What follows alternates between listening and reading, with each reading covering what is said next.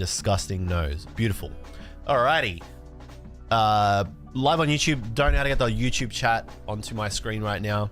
There's probably some old little overlay. YouTube chat, if you're in there, hello. Good to see you, YouTube people. Been a hot minute. I do exist. I'm still editing videos. They're coming. Just exit YouTube. So crazy. So crazy. What's good, guys? Bernie Brody, good to see you, King. Hernando, been a fat minute. Hernando, thank you so much for the Prime, you absolute legend. I think about 8 months. Good to see you, King. Good to see you back. How you going, buddy? What's been happening? Wolviet, my uncle, with the 31 months of Prime. Thank you, sir. Been seeing you for a hot minute in the chat. I mean, we talk. You show me how to bake pizza, how to make pizza, how to bake things, how to make dough, but good to see you, buddy. Thanks for coming down. You got a day off today. What's good, King? Sidame, thank you for the 31 months, by the way. Thank you for the Prime. Apples, good to see you, Apples.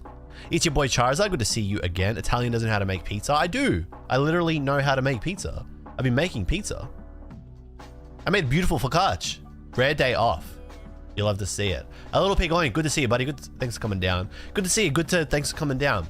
Me do the words. We locked in, twin. Tried to anyway. It's been a busy morning. A lot happened. I had a change of plans. So originally was going to do the Black Bolt White Flare binder stream. We've been trying to build that binder up over the last couple of weeks, just putting all my cards together finally, because it's something that's just been long overdue. With so many raw cards just sitting in boxes, deck boxes, piles, needing to find a home.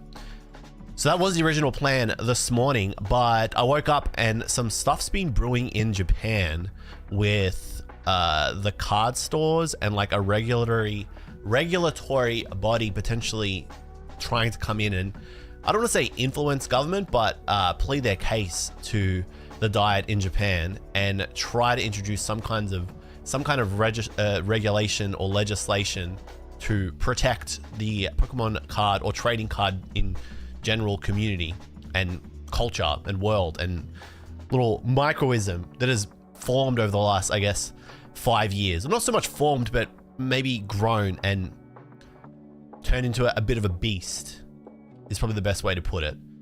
The best way to put it is to use a lot of words and make a big, loud sentence. I gotcha. Thanks for coming down. Blank Turk, hello. Sidamain, Faded Angel, if I didn't say hello. Ziddy10, good to see you. Little Pig Oink, I think I said hello, but I'll say it again. Desamaya, Kygus, as always. Who we got? Sakatua, good to see you. Evening or morning. Found a Salamence SIR for 25 today. Beautiful card. Absolutely beautiful card. One of the most underrated from Journey Together. It's a banger. New York pizza better than Italy pizza. That is just an insane thing to say. That's an insane thing to say. In short, I'm seeing the YouTube chat. I do have it here, but it's just not going to pop on the screen, so I'm really sorry about that. I'm seeing the hipster who could. I'm seeing Brotherman Blade. I'm seeing Aiden DeVito. I'm seeing Aiden DeVito in Twitch chat as well. I'm seeing Crystal. Hello, Crystal. I'm seeing Irony Elegy. I'm seeing Chappie's Collectibles. I feel like I've heard that name before. Let's face it, gambling is the thing keeping a majority of the card shops alive in Japan. Yeah, but it's a big, I don't know, it's not as simple as that. Hello, Gus, good to see ya. The hipster who could. I think it's not as simple as that. Like, it's not as simple as like gambling and oripa is keeping the Japanese Pokemon card sphere and space alive in Japan. I mean, we spoke about this a little bit in the last stream when I was talking about the whole Oyama's Collectible and Machamp's, their like masterclass on vending, right? When I was talking about how there are so many new vendors that have popped up and how for those businesses and their livelihoods to continue and thrive, right? They need the Pokemon card space to exist in the way that it does now. It needs to be a hype market. There needs to be FOMO. There needs to be this sense of urgency and constant excitement from set to set. Because if that's not there, if it doesn't exist, then those new vendors and those new businesses will collapse. That's not anybody's fault but those new businesses and new vendors though. So there's really no, like, I have no sympathy for it, right? But it's like a chicken or egg thing. It's like two snakes trying to eat each other. Like, yeah, the gambling is propping up the card shops, but it's only really propping up the card shops that have, like, this is speculation, but, or my opinion, right? But it's only really propping up the card shops that have popped up in the last few years that are relying on that to survive. So if the gambling went away, it's actually not that big of an issue. If the card shop, because then those new card shops that popped up that literally only exist there, right? Because they're trying to capitalize on the hype, if they disappear overnight, no one really cares, except for those stores and those store owners and the people affected by that. But that's their own problem. You go into small business on your own, you try to risk it all. You make your bed, you sleep in it. You got to like deal with the consequences. It's not meant to be easy. Not everybody will make it, but it is easier in a bull market or a hype market. So it's multifaceted. I just saw YouTube chat just like spam and appear on the screen. So I guess there's going to be multi-chat on the screens here, but I will say just to start, and I'm not going to bring it up again. If you're watching here at YouTube, just come and watch at Twitch, because I am primarily streaming at Twitch. I have been for the last month since coming back to streaming. YouTube thing's not going to be, this is not going to be all the time here at YouTube. It might be once in a blue moon when we have a little special stream or something big happens. So have I eaten lunch yet? I did. I actually had lunch before the stream. So was meant to do the Black Ball White Flare binder, woke up, saw a whole bunch of news. We're going to get into it because I feel like we got a good little crew here and I don't want to keep you guys waiting any longer because that would just be rude. So, hello, Michi, good to see you. By the way, if you feel like any levels are too loud, I think they're pretty good. And I'm listening to the music too. I like the music. It's my music. I picked it. You just give me a heads up. By the way, I didn't say hello, Henry. Good to see you. Gengar, hello from Dallas, Texas. That's where you're always at, Dallas, Texas. Ventus Nova, good to see you. They will be coming for all your favorite illustrated cards next. Heed my words. Not even Ito's crocheted reverse hollow Whalema is safe. You guys are so obsessed with that card. It is a nice card. I am seeing a lot of Asuka Ito like hype on social media at the moment. How do I feel about Whatnot? Don't like it. Not a fan. Having not so much dipped my toes, but been around that kind of service, not that service particular, but services like that. Yeah, like I don't love that landscape. I feel like it's definitely contributing to a lot of the issues that we have at the moment with Pokemon card collecting. Alrighty. I think we're good to do this. I think I can press these buttons and I will not fear for my life. Am I going to dox myself? No, I think I'm good to go. All right. So that's the wrong button. That's the right button. This is the right button. Alrighty. Man, I need points refund. ZD, channel points have no currency here. They're just a thing. 4,000 wasted. What did he do? I didn't even see it. God damn. Oh yeah, those buttons don't work anymore. I'll have to fix them up. All right, I don't know if you guys saw this morning, but this Twitter account, Unusual Whales, that honestly I've never seen before, put up a tweet and said Japan is considering regulating the market for Pokemon cards per Bloomberg. So that was something interesting to wake up to and see. Unusual Whales is, I'm showing my ass here, right? I'm Boomer. It's a stock options crypto market news tools account. Polymarket partner, Discord, more. So I guess if you're into like day trading and all that kind of stuff, crypto, I don't know. What's happening with Benji, Megan, and Charlie? I don't know. I don't know who any of those people are. I don't know what's happening. If you're into like crypto, day trading, I don't know, all this stuff, options market, stocks, isn't Polymarket's where you bid on like, not where you bid, where you bet on like, will Ronaldo cry at the World Cup or not? Isn't it? I'm pretty sure that's Polymarket. And then they're like identifying whether whether it was a tier or not. You know what I'm saying? They monitor all markets. So Unusual Whales posting that about Pokemon cards is actually low-key kind of crazy. 1 million views on that. Japan is considering regulating the market for Pokemon cards per Bloomberg. So like, it was like a maximum vague posting. So I wake up and I have a look. I saw Peak Hobby. I despise this account. This is just one of those like bot, just whatever. I hate these stupid accounts on Twitter. Peak Hobby's one of them. They got banned and I was like, thank goodness. And then they got unbanned. I'm like, you can never chop these. You can never keep them down. But whatever. I see. I've searched Bloomberg Japan here, right? But you go to Bloomberg and it says the home of Pokemon is considering regulating the booming trading card market as soaring valuations fuel counterfeiting and money laundering. See why the rise of $1 million Pokemon card deals is proving problematic for Japan. You click that, and I think this is going to tell me to give them money. So I didn't give them money. Or is it going to load? Oh my God, it loaded. Nope, it loaded for a second and then they said, give me money. Well, it doesn't matter because if you go to Dexerto, they also made a post about this, right? Japan is launching a government team to fight scalpers and fake cards in popular card games. They're talking about the same thing, but they're two different things because Unusual Whales post, if we go back to it, Unusual Whales post was about regulating the market. Bloomberg's was about regulating the booming trading card market. And this one from Bull Theory, a lot of them reporting just this vague posting, like they're going to regulate it. They're looking at controlling it, right? But that was really it. If you go to Dexerto's article, right? Dexerto's article references Kyodo News, right? I'm starting from the top here, right? We're going to get into a lot. There's a lot to go through, but I'm starting through the top, from the top, okay? Dexerto's article references Kyodo News. And in that article, they say lawmakers from Japan's Liberal Democratic Party, the LDP, are preparing to launch a parliamentary group focused on the country's rapidly growing trading card industry. The group will hold its first meeting on July 23, where lawmakers will hear from industry organizations and Japan's Ministry of Economy, Trade and Industry about the biggest issues facing collectors, stores, and card companies. Japanese government begins anti-scalping crackdown. The article continues and it kind of just talks about the popularity of Pokemon cards and then talks about some instances where people stole 95,000 worth of cards and some other stuff that happened in South Korea, but it's not really relevant to the article. It's kind of just like filler. So they didn't really go too deeply into it. From what I understand, like from what I can imagine, Bloomberg's article is probably the same thing. It's just a whole lot of vague posting.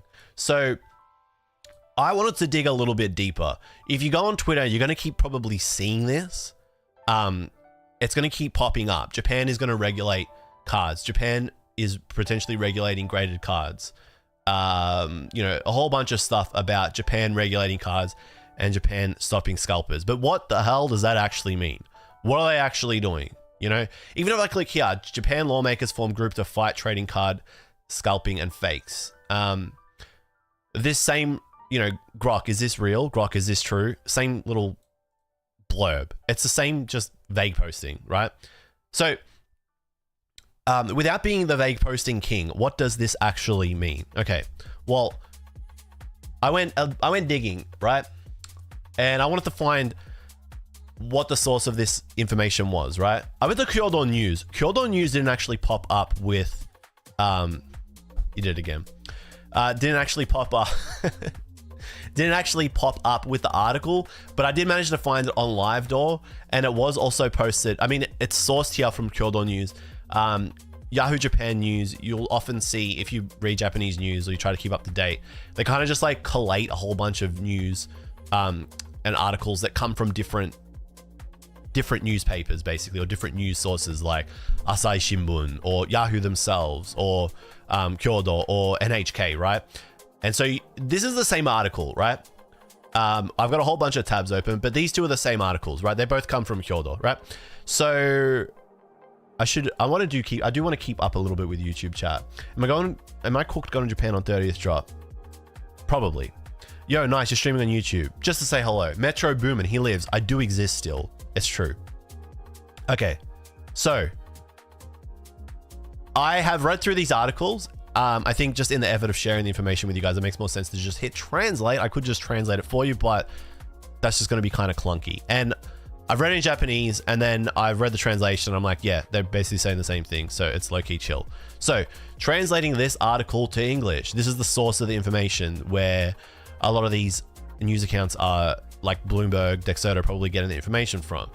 So a group of LDP lawmakers have decided to establish a parliamentary league group to promote the expanding trading card market. So key verbiage there is lawmakers, LDP lawmakers have decided to establish a parliamentary group, right?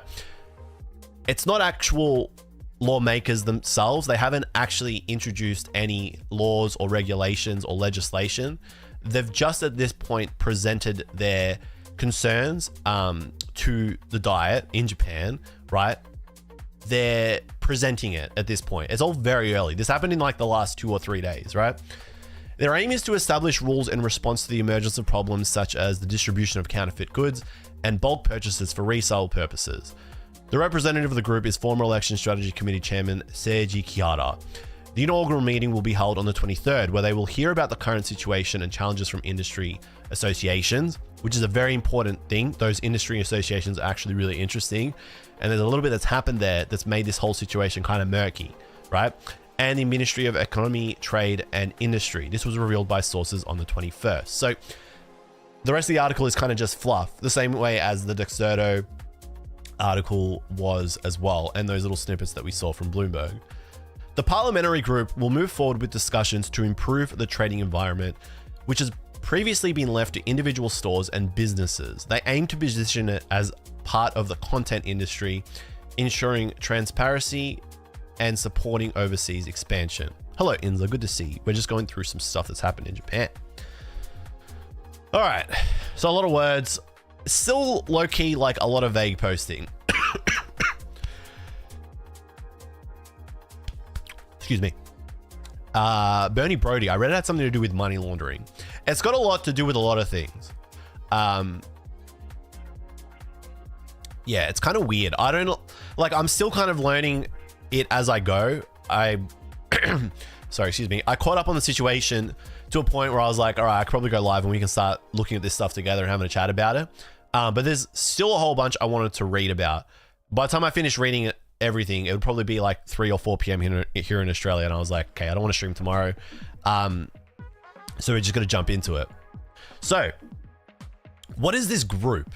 Well, if we go over to Twitter, right, we will find the group. So the group that has been established is the Japan Trading Card Association. They're calling themselves the JTCA, passing on the official trading card culture to the next generation, creating a safe and secure market, promoting culture, regional collaboration, education and player development, international outreach. Will this affect my PSA 10 slab? No. I think your PSA 10 slab is going to be fine. Alrighty, so they're obviously all their tweets are in Japanese, right? Because they are a Japanese-based association / group. Their first few tweets, just going through, is kind of just them talking about what their goals are and what they want to do in the space, right? So I'm just gonna hit translate and everything for you guys. Like I said, I've read through all this and it's like low-key kind of chill. The Japan Trading Card Association has opened its official account. We are committed to the healthy development of trading card culture through creating a safe and secure market, promoting culture, collaborating with local communities, and nurturing the next generation.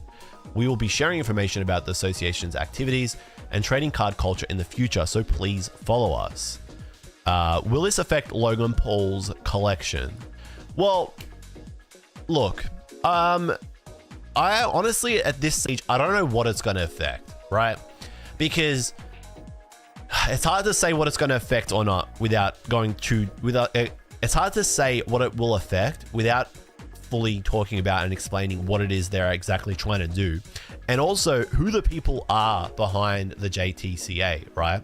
Because if these are just like random people, right? Let's just say it's me and, 5 guys that I know that like Pokemon cards. And we're like, guys, we're taking a stand. We need to regulate Pokemon cards. We can't have, I'm going to get into this, right? We can't have rip and shippers getting stock backdoored from whoever and getting cards to open for sets 3 months early, right? It's got to stop. Or, we've got to stop Target and Walmart getting botted. We've got to stop the Pokemon Center getting botted, right? Guys, Coach was right. Like, so if we just get like 5 guys like that off the street out of nowhere to say, guys, we got to make a change. We can be the change we want to see in the world. And then we somehow get in front of the Diet and Parliament in Japan and say like, or like in our relevant countries like Australia, and we're like, this is what we're going to do. We're going to fix Pokemon cards forever. not a whole lot of swing. You know, we're just 5 guys with a dream. But if the group that gets together to try and influence how Pokemon cards are treated in a country actually come from different businesses or corners of the space where they actually are already quite established and they have a lot of capital and they already have a lot of influence, then potentially, right, if they know the right people and they can get in front of the right people, right, and pitch their pitch strong enough to convince the government to actually legislate some of these changes, then they potentially will be able to impact the market to some degree. And that is the big fear that I'm seeing from a lot of Japanese Pokemon card collectors on Twitter, on YouTube, is that this group doesn't actually have Pokemon card collectors and players' best interests in mind. They have most likely their best interests in mind. And as we dive deeper into who the JTCA potentially are and who they are trying to influence or who is backing them, right, and where they're getting influence and direction from, you're going to see why it's potentially a problem. So to answer the question of whether this will impact Logan Paul's collection or not, well, if something like this happens, right, and they do manage to get in front of government and legislate in their favor and not to the favor of Pokemon card collectors and players in Japan, then what we might find inadvertently is interest in Pokemon cards might collapse, or it might just be a thing where all the regular people, or like, you know, the established collectors or regular people that are just trying to get into Pokemon. So regular people that are just trying to get into Pokemon, or established collectors that have been here for a long period, basically people that aren't just into the whole buy, grade, flip kind of thing, they might get turned off and be like, yeah, you know what? Pokemon cards aren't what they used to be anymore. I'm not really interested anymore. And if that happens all at once, where like 50% of the card collecting space just decides to dip and check out, sell their collection and move on to some other hobby, yeah, you may see a sell-off, which causes a bubble, well, which causes the bubble to pop, right? So it's a really, really long-winded way of, it's a question that needs like a lot of context to answer, Ventus Nova, but that's like my best attempt at it. Because it's not as simple as just me saying like, yeah, you know what, it might, or like, yeah, it won't, and then moving on. That was why I like wanted to jump into this with some actual substance and kind of like, I know you were kind of memeing, but like, it's good that you asked it because it lets me explain the situation and kind of give you an idea of what's happening here. I still don't understand what they can actually do. Okay, so we'll keep diving further, right? So JTCA, they have a few tweets here. The account popped up on the 22nd or 21st of July, and they basically were like, you know, thank you for all the follows. You were going to follow everyone back, but we didn't. I've got auto translate on. So they're, like I said, they're tweeting here in Japanese, but I've just translated it to English for you guys. Okay. So first main important tweet that they posted here. To all card shops and trading card relating companies nationwide, we will be setting up an inquiry form and seeking companies willing to participate in collaboration and information sharing to promote the development of the entire industry. We hope to build a healthy and sustainable market together and create a brighter future. Your cooperation would be greatly appreciated. Hello, Benko. Good to see you. So all their tweets have like this same kind of vibe to it. Like, we hope to build a strong environment for Pokemon card trading. We want to protect Pokemon card collectors. We want to, you know, make sure that the next generation can enjoy Pokemon cards. They tweet like that in all of them, right? So they said that they've opened up inquiries for companies willing to participate in collaboration and information sharing. Basically potentially trying to get money, like you're saying, Soccer Tour there, or get more industry, not so much influence, but maybe they want to like hear more from card stores, maybe hear their concerns and see how maybe the JTCA can assist them, right? It is lobbying, right? Best explanation to say they're a lobby group. Yeah. I've been telling people for a while, a lot of crypto bros are here because crypto is currently flatlined. They will liquidate everything the moment Bitcoin goes back up and the hobby will heal. It's not a bad theory. It's something that a lot of people have been saying for a very long time. It's not a bad theory. What are people over in YouTube saying? United Pokemon Alliance. I don't see how they can track cards in any way. I don't know how they're going to be able to track cards. I don't think that's what they're trying to do. Thank you for the follow, Baped UB. So a lot of they put this out, and then I didn't see this, right? But on their website, right, if we go to it, it's not this one, it's not this one, it is... That's not there. Let's go find their website. It'll be back. This is another tweet. We're getting to this, right? Here. So going to their website, they basically nuded it, right? Because if we go to the top here, oh, you guys can't see it. Sankagyo, right? If we go to the top and we click that to see the, oh, you can see it here, right? Their list of Sankagyo, which is just people or companies or groups that are cooperating with them, right? And participating with them. It's changed to coming soon, right? But before today and yesterday, so when the site initially went up, there actually was a list of participating companies and groups listed on the website, and all of them, I guess, yeah, the word to use is problematic. All of them were low-key problematic from the perspective of Japanese Pokemon card collectors, right?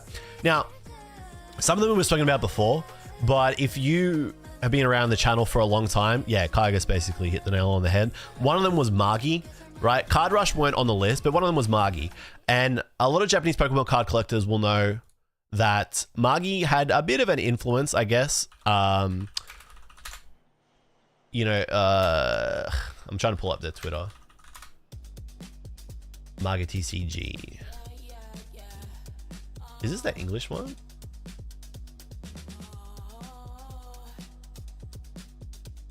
Yeah, they have like a bajillion different stores, so yeah, so Magi is this card store, which if you've been to Japan, you probably would have seen them or visited them. They do have a store in Nipponbashi. They've got a store in Akihabara as well. They have a few, actually.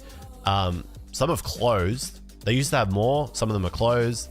New ones open up. They're kind of weird when it comes to that. The Nipponbashi one was there the last time I was there, which was December last year. But basically, Magi were heavily involved with influencing the Pokemon card market during 2022 to 2023. That whole hype period where they were offering really high buyback prices, and their buyback prices would go viral on Twitter, and people were saying this is ridiculous, who's actually buying it for this? But by doing so, they were like inadvertently or directly raising the market price or market floor price for Pokemon cards in Japan. So they were basically pumping it. They're saying like, you know, we're going to buy the Miriam SAR, if you guys remember from all the way back at the start of SV. We're going to buy it for like 100,000 yen. And everyone was like, what the hell? But then that kind of like set the floor. It's like, well, Magi's buying it for 100,000 yen, so you can't sell it for anything less because they're actively buying it. But whether those buys are actually happening or not is a whole different story. So Magi have a bit of a checkered history on social media amongst Japanese Pokemon card collectors. It goes a lot deeper than that, but that's like the surface level kind of take with it, right? Especially any store in Japan that does oripa and now has moved their oripa to basically digital oripa, where you're still doing oripa, but you can do it on your phone or you can do it on the website. Oripa has a really negative sentiment in Japan amongst collectors. There are a lot of people who love oripa, and I guess I should clarify or explain to you guys that don't know what oripa is. Oripa is just Japanese mystery packs. So I'm sure you guys have seen the plethora of different mystery pack apps and stuff on Instagram, Twitter, whatever, right? It's not just like, we're not talking like mystery bags like Pokerev mystery bag and stuff like that. We're talking about the digital ones. Like what's the one? Yeah, what's the one that everybody knows? They call them GameStop Power Packs. They're basically, GameStop Power Packs are basically Oripa. Oripa has been around since fucking forever, right? But that's what Oripa is, right? So Japanese Pokemon card collectors really dislike Oripa. Most of them. But there are a lot of people that are just like absolute, it's the same as it is overseas. We don't like mystery packs here. We don't like GameStop Power Packs. We think they're kind of like, they just promote basically child gambling. They promote gambling. Gambling is a really big problem. We don't like it. But there are a ton of people that love gambling, so there are people that like them too. Right. So where were we? We were talking about the list of participating companies or participating groups over on JTCA. There's so many. This one here, right? Okay. First time chatter. This is a tough ask, but I'm just getting started collecting Pokemon TCG, and I saw a vid from you on how to collect when everything is crazy, but it's a membership exclusive. I know you need to eat. Yo, what up? But do you think one day you would make it public? I would love to see the vid. You're the only guy I follow on TCG because you genuinely enjoy the cards and hobby itself, and not like the most influencer who their focus is money. I appreciate that. Some very kind words. I spoke to channel members about doing that on YouTube, and I don't hate the idea.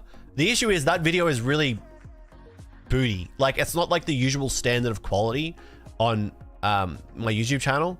So like, it's me just talking in a PowerPoint presentation format for like 40 minutes. I can just make it public. I was thinking of redoing it, but that's time consuming, and then it's just like, fuck. I guess I can just flick it to public. Whatever, I can just flick it to public. Yeah, I'll flick it to public. Maybe I'll do that tonight. What the hell? Why the hell not? I've starved the YouTube audience for way too long. I'll just make it public. Hello, Blendy. Good to see you. So, JTCA removed their group, their participating business groups, right? This is jumping ahead. Which triggered a very interesting response from Japanese users on Twitter. And you will see they actually got community noted from Japanese Twitter. So this is really funny. I'm going to hit show translation for you guys. Oh, Inza, you can't be saying that. It's an old video. How about this? I'll make a new channel members video, and then you channel members guys will be like, yes, we're the special chosen ones again. It is technically, it's okJLUV slop. I don't like uploading slop. So, all right. So to all of you, thank you very much for your many valuable opinions. Our association will continue to engage in activities with the aim of promoting trading card culture and ensuring the healthy development of the industry as a whole. Trading cards are a culture, a community. See, this is like a lot of fluff words, right? A community that connects people and content that Japan can proudly present to the world.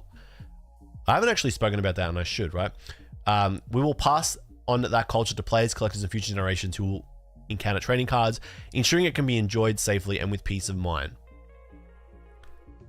Yes, even in Japan, they use the word community for the community, right? That's the biggest dog whistle word. It doesn't matter whether you're English, doesn't matter whether you're black, white.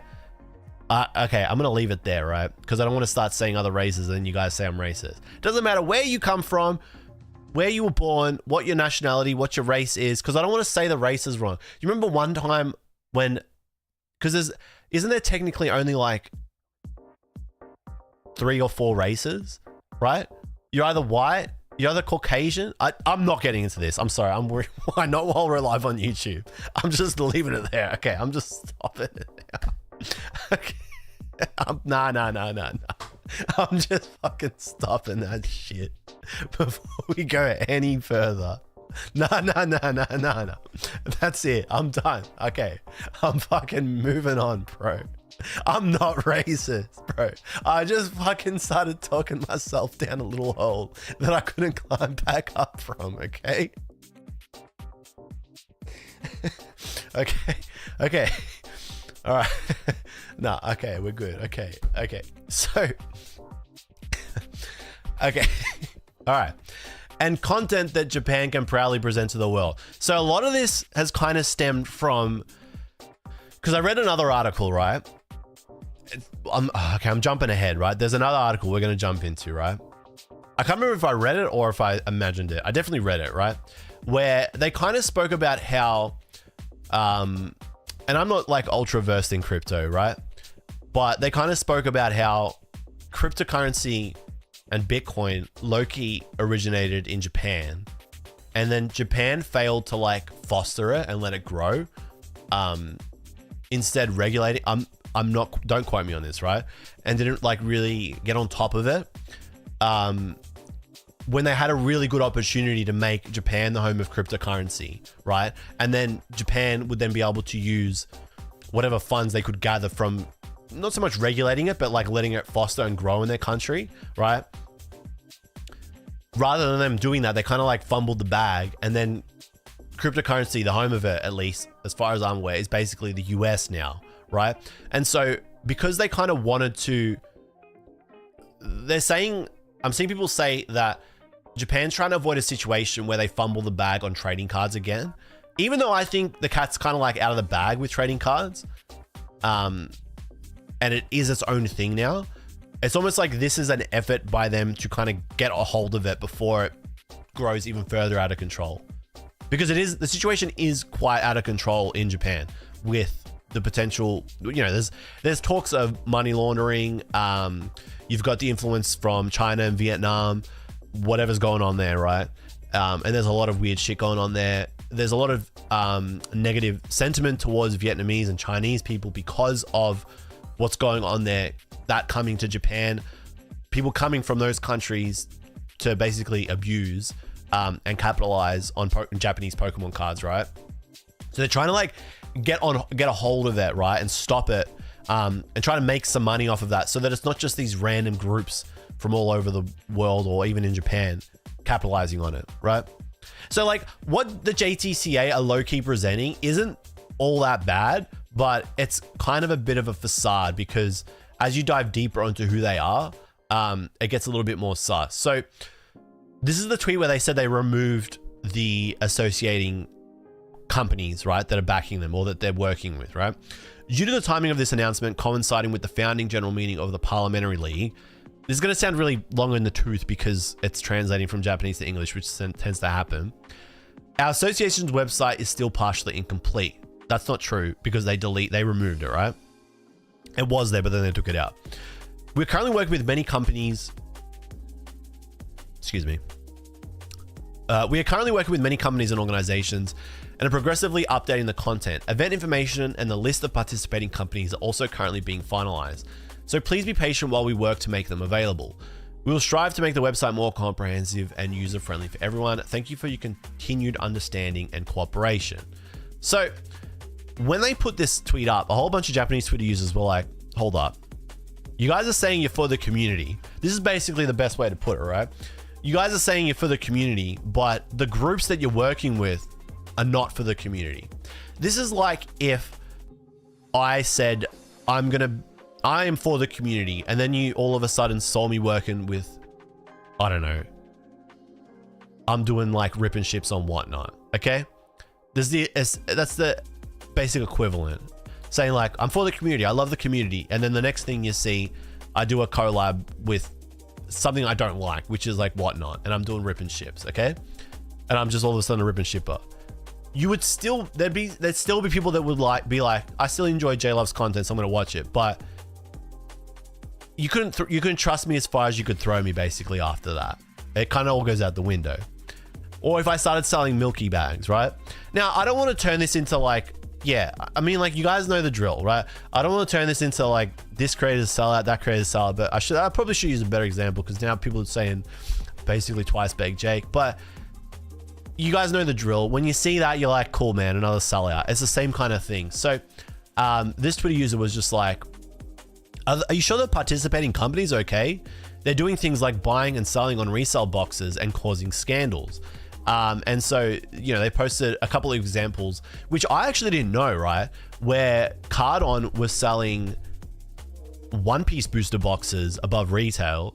But like a lot of LGSs kind of do this now. It doesn't matter where you are in the world. They can say, like, it's this weird blurred line, right? Because Cardon is like a very well-respected card store in Japan, right? That's like pretty player focused. But in the same breath, they're selling very, very high demand booster boxes of Japanese One Piece sets for above market. Sure, they're doing a whole lot as well in store to promote and grow with players, right? Maybe in terms of having like good single prices, or they run tournaments and stuff, which you'll see a lot of LGSs do in the West as well, in the US, Australia, Europe, right?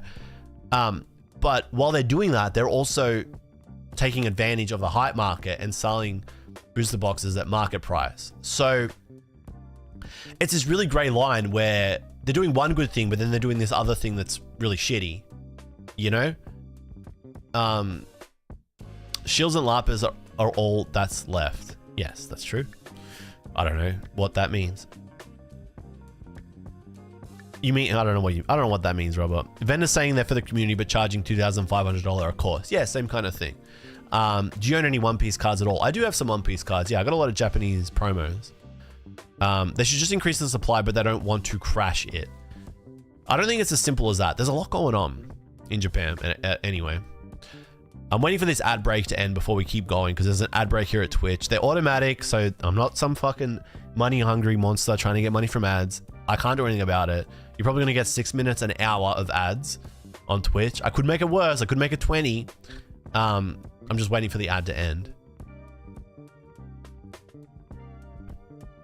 Zeal. I don't know why Zeal's on YouTube. It should be at Twitch. Kind of related, but in Australia, LGSs just got rid of all online stores off their network, only buying TCG or LPGs.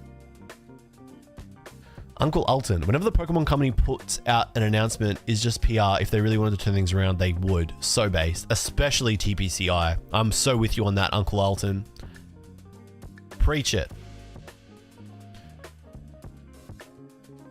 There's just the human race, my friend. All these distinctions are an illusion meant to divide us. Dude, he's spitting. Florida man is spitting.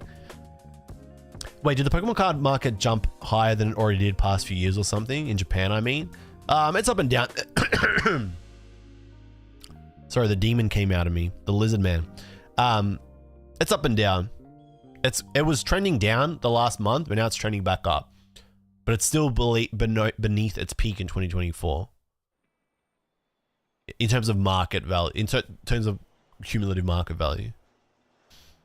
I like how MV Pokey was just like, bro, stop. Just shut your mouth, bro. Increasing supply won't do anything. There's too many channels just absorbing all supply that it won't even matter. Yeah, it basically gets zapped up in like 2 seconds. I don't like that song. I'm gonna get rid of it. All right, guys. Twitch, are we out of ads? Twitch people, are we out of ad purgatory?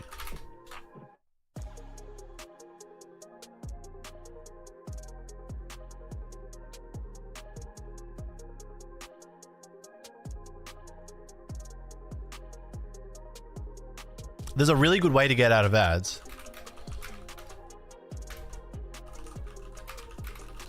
Give me $5 a month. Twitch turns the ads off. Zeal, I'm on Twitch now. You happy? Yes, bro. You're talking in a room of 10 people. No worries, little bro. Hello, Noxious. Good to see you. What's the next con TCG style event you're going to? I don't know. I'm waiting for Blendy to edit the latest con TCG event that I went to, which was 13 months ago. Yes, Blendy, I'm spiking your cortisol levels. Pussio, my little pickle. Thank you for the follow, the OG Sharko. Welcome to the stream. Hamburgini Mercy. Dude, that's like Hamburgini Mercy. I like it. Thank you for the prime. There you go. Free. No skin off your back. He's primed me. Thank you, King. I'm the prime for the month. You're a legend. Thank you for your support. Damn, called out. Let's go. You still have an invite to come to France for the next con. I need... Will you pay for me to fly to France? Just kidding, unless... Yeah, I'm e-begging. Alrighty, so...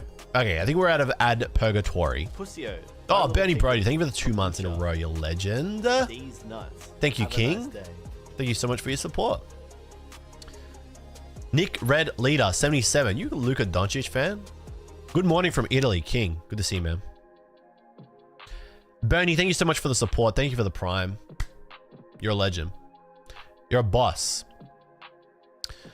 Alrighty, so if we go and have a look, I guess, I don't know why the community note was on that other tweet, was on this tweet and not the other tweet. But this community note is really interesting, right? It's really funny. So we're going to translate it for you guys. So it is important to note that the list of participating companies that was available was deleted around 1 AM on July 23rd. A spreadsheet compiled by volunteers listing the participating companies can be found here, which is this spreadsheet here, right? Which is really funny. Someone's actually gone and is like, cool, we are keeping the receipts. And we are tracking the stores that were involved in this before it gets wiped off of the internet. It's really funny, right? A tweet pointing out delicious. A tweet pointing out the deletion can be found here. So if we open this up, Uma Pong says, somehow the list of participating companies that I could see just a few hours ago seems to have completely disappeared, but it might just be a glitch on my end. So could everyone take a look and see? And so there's some screenshots here. What's this? Bun Happy. I've never heard of these. Roru Happy. Gun Happy. I've honestly never... Gundam... Okay, that's Gundam. That's Disney. Oh, that's Lorcana. That's... Bandai Card Games? One Happy. I've never heard of this Happy chain, right? I've never heard of... Is it Happy Star? I've actually never heard of this chain, right? That's One Piece Happy, right? I've never heard of them before. If you've heard of them, let me know. Happy, happy, happy. Dun, dun, dun, dun, dun, dun. Happy, happy, happy, happy, happy. It's a Mercard store owner subsidiary. Okay, there you go. There's a lot of subsidiary stuff happening here because there's a lot of this is owned by that and this guy's involved with this company. This is a list of the stores that were cooperating and participating with the JTCA. It was on their website, but then it got removed randomly. Or not randomly, it got removed at about 1 AM on July 23rd.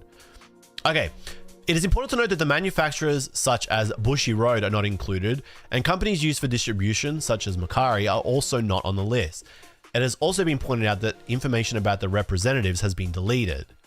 Oh, that's why I didn't see it on the website, but I did see it in Kuzomochi's video. Okay, that's crazy.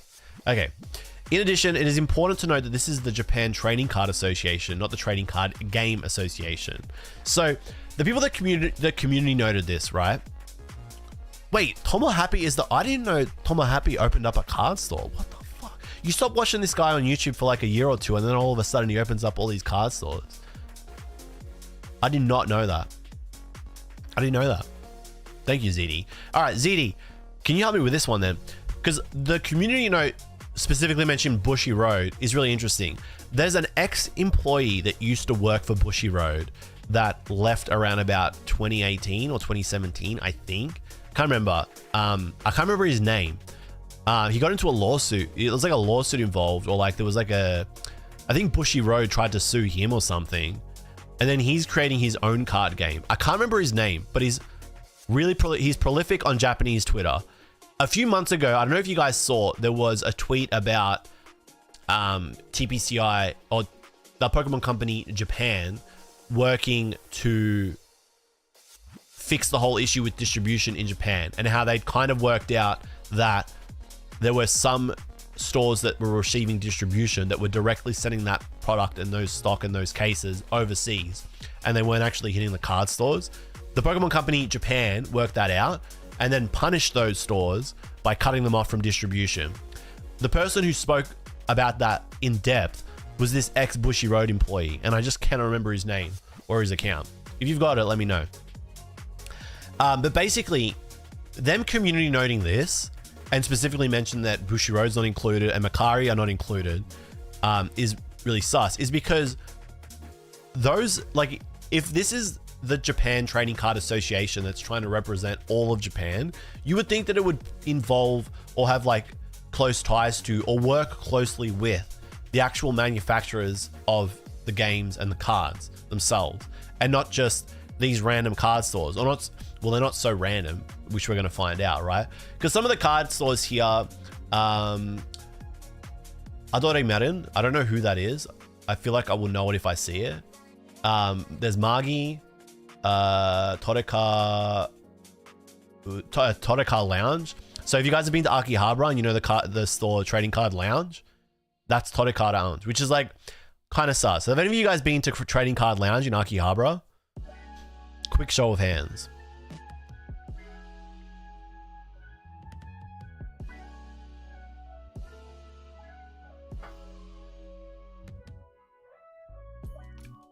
Faded Angel, I've been. Franco, yeah. What was your vibe when you went to Trading Card Lounge? Your average player over on YouTube says yes. Proudly? I don't know. Proudly? Akihabara is just a scam? It isn't, it isn't. It's too formal. Nick Red Leader, I've been there. Do you guys want to see what it looks like inside?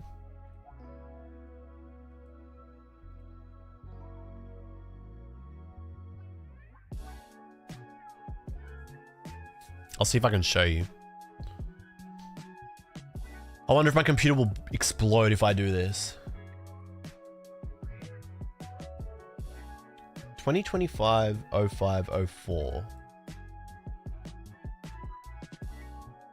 Valuable Card Tokyo is a tourist scam shop, way overpriced. Sharko, very astute of you to notice that, because they are on the list as well.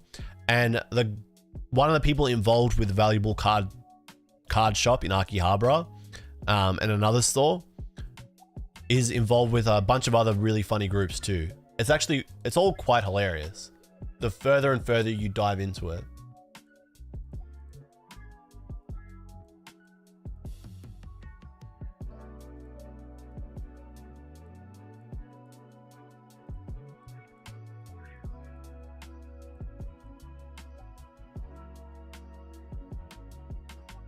I don't know if I can do this.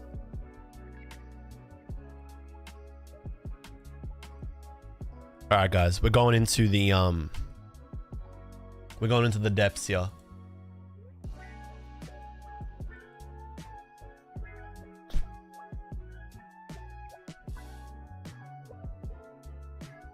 We're going into some serious footage here. Actually, I think I remember the day I went.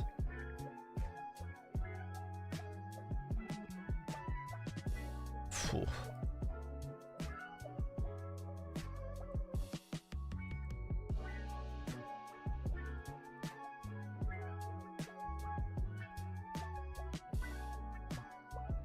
Hello, Segrados. Good to see you.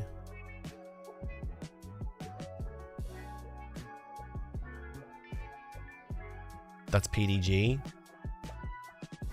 Here we go. We found it. I have a good memory. This is from a yet to be completed video. Who knows when this video is going to be completed. But if I hit play, I can give you guys a little bit of a... I don't know if this is going to crash my computer, but you guys can see the kind of stuff that's in Valuable Card Tokyo. So this is Valuable Card Tokyo. It doesn't look like this now. This is what it used to look like. It probably looks very different now. I mean, it's the same it's the same store, but it's probably got a bit of a different layout. And the cards are probably nowhere near as bountiful as they were from this recording, because this was from May in 2025. My computer is going into overdrive right now. Norway Pokemon, good to see you. It's been a long time. So you can see this store here, right, has so much stuff, like a lot. They had a lot of vintage, like old back vintage. They didn't have so much E-series vintage, but you can obviously see here they have like a bucket load of vintage. Is it the Vanguard producer that got fired by Bushiroad in 2019? I'm pretty sure it is, yeah.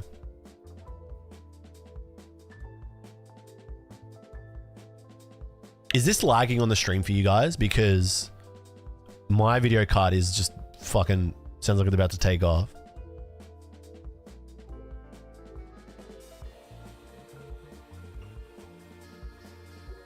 I found a Trainer Mag set for cheap there randomly. What year was that?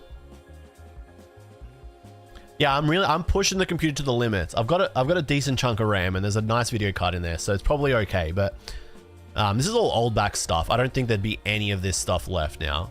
Like, just no chance at all. There's no way any of this old back stuff is there. If you're wondering why like an Electrode is 9,800 yen. Not old back, sorry. I meant to say no rarity. This is all no rarity. I just got a RAM ad pop up on stream. That's hilarious. Yeah, if you're wondering why all these like are ridiculous, I don't think these are no, these are no rarity too. Yeah, if you're wondering why like a Nidoking is like $1 bajillion, they're all no rarity. So it's crazy It's crazy to see one store have so much no rarity, right? Hang on a sec, I gotta close the Discord. My buddy's messaging me about his deadlock lobbies. Who knows what he's gonna say? He's probably gonna say something crazy.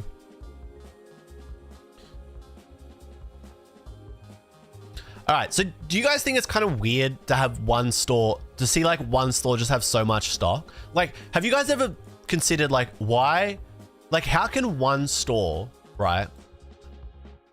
Like how can one store just have this much? Like, think about it. If, let's just say like these Raichus, for example, right? 200,000 yen, and there's like 5 of them there, right? Between 98,000, you know, between 10,000 and 300,000 yen, right? There's 5. In Australian dollars, that's probably like 8,000 Australian dollars. In US dollars, that's probably like 6,000 USD. So just in this image alone, right? You're looking at 6,000 USD worth of cards, all right? So then zoom out and look at the entire cabinet, right? And that's just the Raichus, okay? Surely just in this cabinet alone, you're looking at like $3-4 million worth. Like in one cabinet, surely you're looking at close to like at least $1 million, right? Is that too much? Is that too much of a stretch? Like, is that a stretch to say? It's not so much that it's not so much that there's something funky. I don't want to be like tinfoil hat, something funky's going on. But what it suggests is that whoever owns this store or whoever is involved in this store has a bucket load of capital, right? So without jumping too far between timelines and stuff, right? Because I do want to stay on track, right? Some of the other stores here, Card Shop or Hachi, I don't know who that is. Off the top of my head, like I said, I didn't want to dive too deep into this because otherwise I wouldn't have started the stream today. Kabushiki Kaisha Cardon, that's Cardon, Vintage Card Japan, and Valuable Card Tokyo, both having ties to Yamakoma Asset Bank. Yamakoma Asset Bank, right? Remember that name. Remember that name, guys. Yamakoma Asset Bank. Hi, Light. Good to see you. It's going good. How are you going? Tokyo Fab. Haven't heard of them. Ban Happy. Roru Happy. Gun Happy. One Happy. Poker Town. Hey, they got Poker Towns in Japan as well. I haven't been there. Card Shop Starch. Haven't been there. Trading Card Lounge and Magi, right? And that's Dragon Star there, right? So this is the group of stores that were involved or had tied themselves to the JTCA. Now, as you can probably deduce, it's like I said earlier, right? It's kind of weird when a group that's now lobbying to the government in Japan, lobbying for some kind of regulations, has ties to stores that, in the instance or case of Magi, right, are known to have had a lot of scandals within the Japanese Pokemon card community online because of price manipulation, basically, right? Or alleged price manipulation. And a lot of these stores sell oripa, right? And are involved with oripa, which a lot of Japanese Pokemon card collectors and players don't like because they feel oripa pumps the market. It's kind of weird for a group that's going to have that enough influence to lobby against a lobby to the Japanese government for some kind of regulations and legislations around trading cards is involved in all these sketchy things, right? And so a lot of Japanese Twitter users caught onto that basically immediately, which is why I got community noted. And you'll see a lot of people are just saying, what the hell, like, who are you actually standing with? Who do you actually stand for? So we'll go through some of those so you guys can see what the hell I'm talking about. Without the participation of major game publishers like Pokemon and Konami, it won't lead to any fundamental solution. It's just a half-hearted gathering to solicit opinions and create the appearance of doing something. It's no different from doing nothing at all, right? I feel that. What's the point of partnering with a lame card shop? Your usual kickback scheme, huh? Get lost, trash. Fire emoji. So this is actually really funny how Twitter implemented the auto translate tool, because you just get like, it's that you guys have seen the fucking gem alert meme, surely you guys have seen the meme. Have you guys seen the memes? They're just like us. They're literally just like us, but in Japan.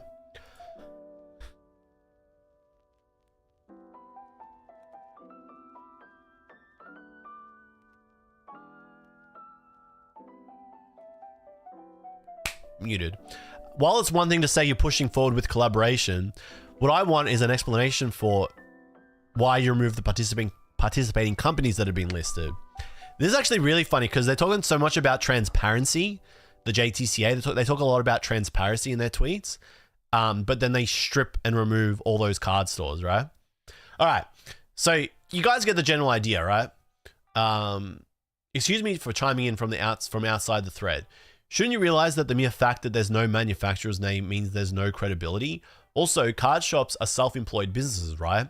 From a common sense perspective, the Japan Trading Card Association only invites shops to join if they're resellers. So first and foremost, I think the discussion should start after the manufacturer itself has joined. So a lot of them are basically saying, yeah, we don't trust you because you guys aren't even getting involved with the major game manufacturers like Konami, Bushiroad, Bandai, and Pokemon. So why would we ever think that you're for us, right? Especially when you're partnering with all these groups that are doing all the things that we absolutely hate in the space. Oripa, price manipulation. I can see we're in a Twitch ad. We kind of want this to pass. If the right person group together, they can do lobby to make the entry rules hard to get in so they can control the market better. We're getting to the meat. We're getting to the core of all of this. We're getting to the crazy bit.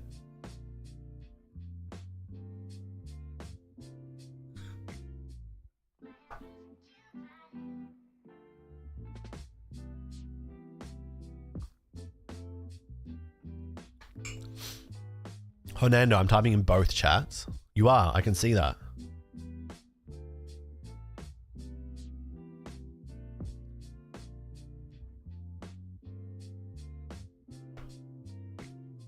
All right, I think we're out of Twitch chat.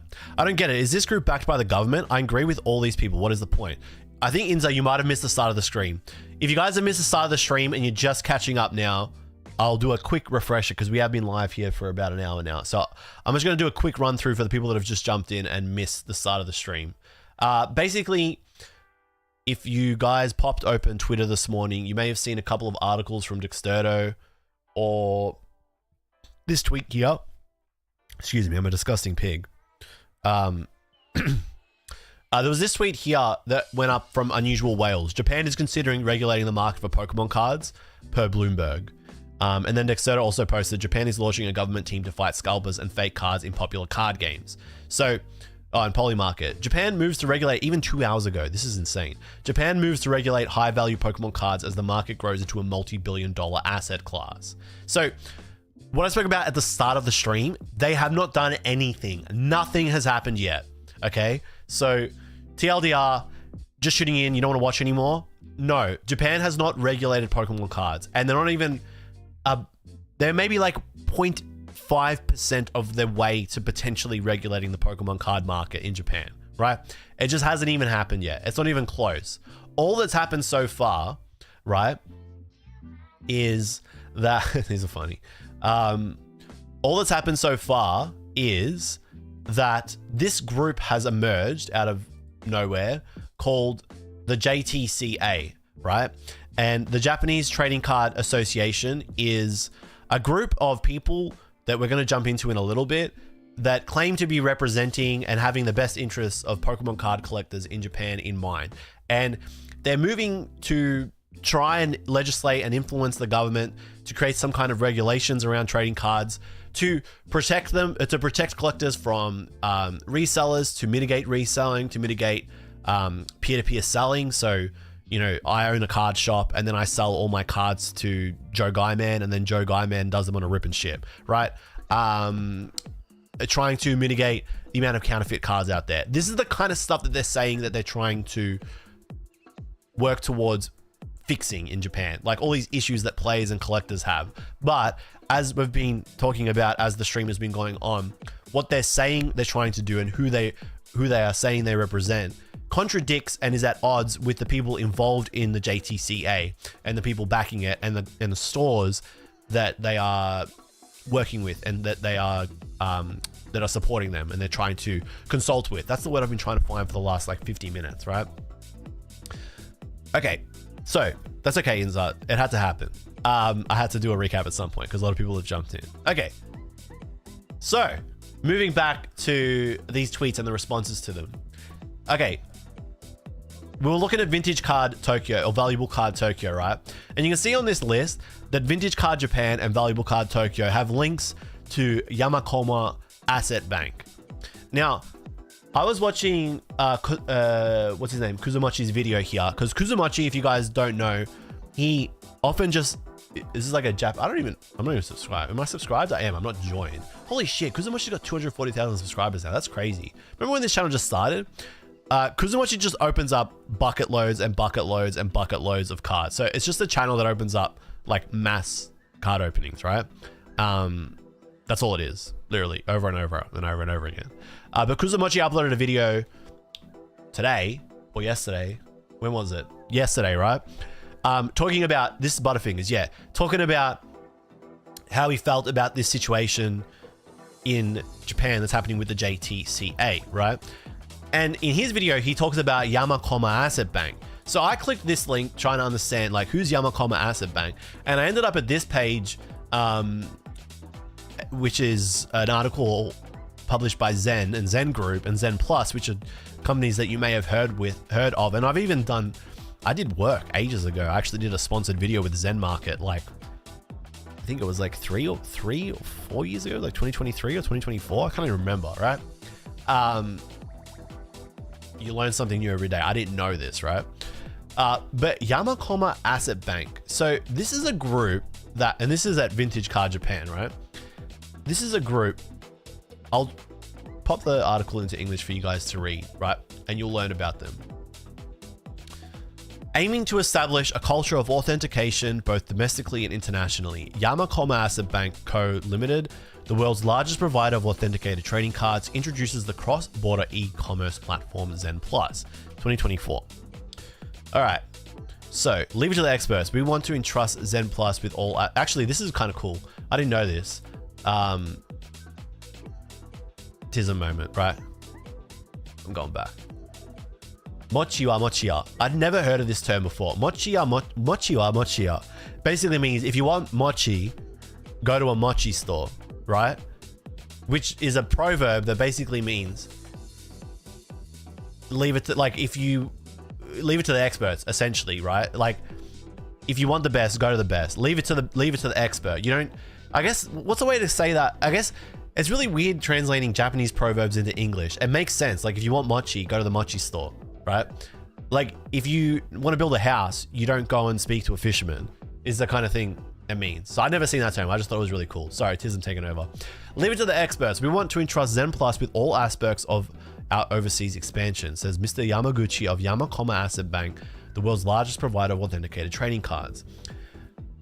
Yamakoma Asset Bank offers a wide selection of products and supports customers in finding the best card at a fair price. With increasing inquiries from visitors to Japan and overseas, they have started selling on the cross-border e-commerce mall Zen Plus to focus on overseas sales.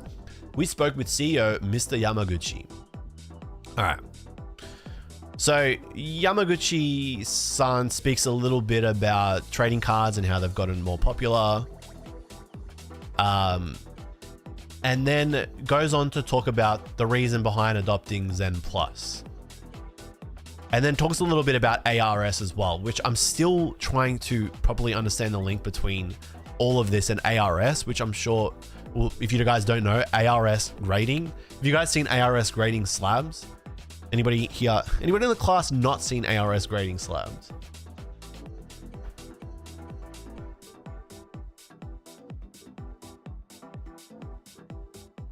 ARS puts grade on the back. It's stupid. Oh, they're the ones behind Zen Plus. And they don't count centering. Ah, I see. They want to promote authentication of cards of which they own. Sharko, you're switched on, buddy. Surely, even I know them. Yeah, so I'm pretty sure most people have seen ARS slabs before, right? They're nice, right? Just another grading card company. A card grading company, I should say. All right. I found this quite interesting. Could you tell us about the characteristics of Yamakoma Asset Bank? Yamakoma Asset Bank is the world's largest store for vintage trading cards. We primarily stock cards from the early days of trading cards around the year 2000. Cards that are already out of print and even newer cards that are 14 to 15 years old. With a grading rate exceeding 20%, we place great importance on the culture of trading card grading. In particular, we handle a large number of cards that have undergone ARS grading, Japan's first grading service. So Earlier, I was talking about how the JTCA wants to ensure that Japan reaps the benefits of trading cards exploding in popularity around the world. That's not just them saying they want to benefit from what's happening in Japan. They're saying because these card games originated in Japan, Yu-Gi-Oh, Pokemon, One Piece, they want Japan to capitalize on that and make the most amount of money from that as possible, to be the center, to be the hub of trading cards across the entire world. My personal feelings or opinion here is that this group doesn't like, this is like my zoomed forward and then like super hot take, right, on the situation so far, is that I think these guys don't like that PSA is like the standard, that what PSA does sets the standard for trading cards, even in Japan. Even though PSA have a grading location in Japan, right? They're saying that because Japanese Pokemon cards in general, cards in general originate in Japan, that Japan should be the world leader and that the grading service leader should be ARS, right? And so it's almost like this is their way of trying to make that happen, to start that, right? Which seems like insane, right? How think about it. How can any grading company take the crown from PSA? Whether you like PSA or not, it's undisputed. PSA is the king of the whole grading sphere, right? It is.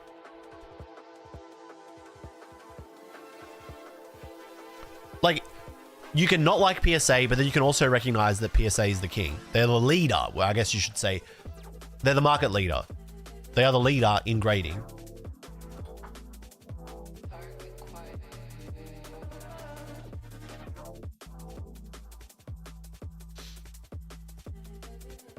PSA doesn't give up about your feelings. They are king. Deal with it. Yeah, sadly, they are market leader. Guess 5743. He's liking what I'm cooking up. They also own two large companies as well. Well, yeah, it's like it's a monopoly at this point because they own BGS and what's the other one? SGA, the sports, SGC. Don't they own another one now? They bought someone else. No, they bought BGS, SGC. Who else do they own?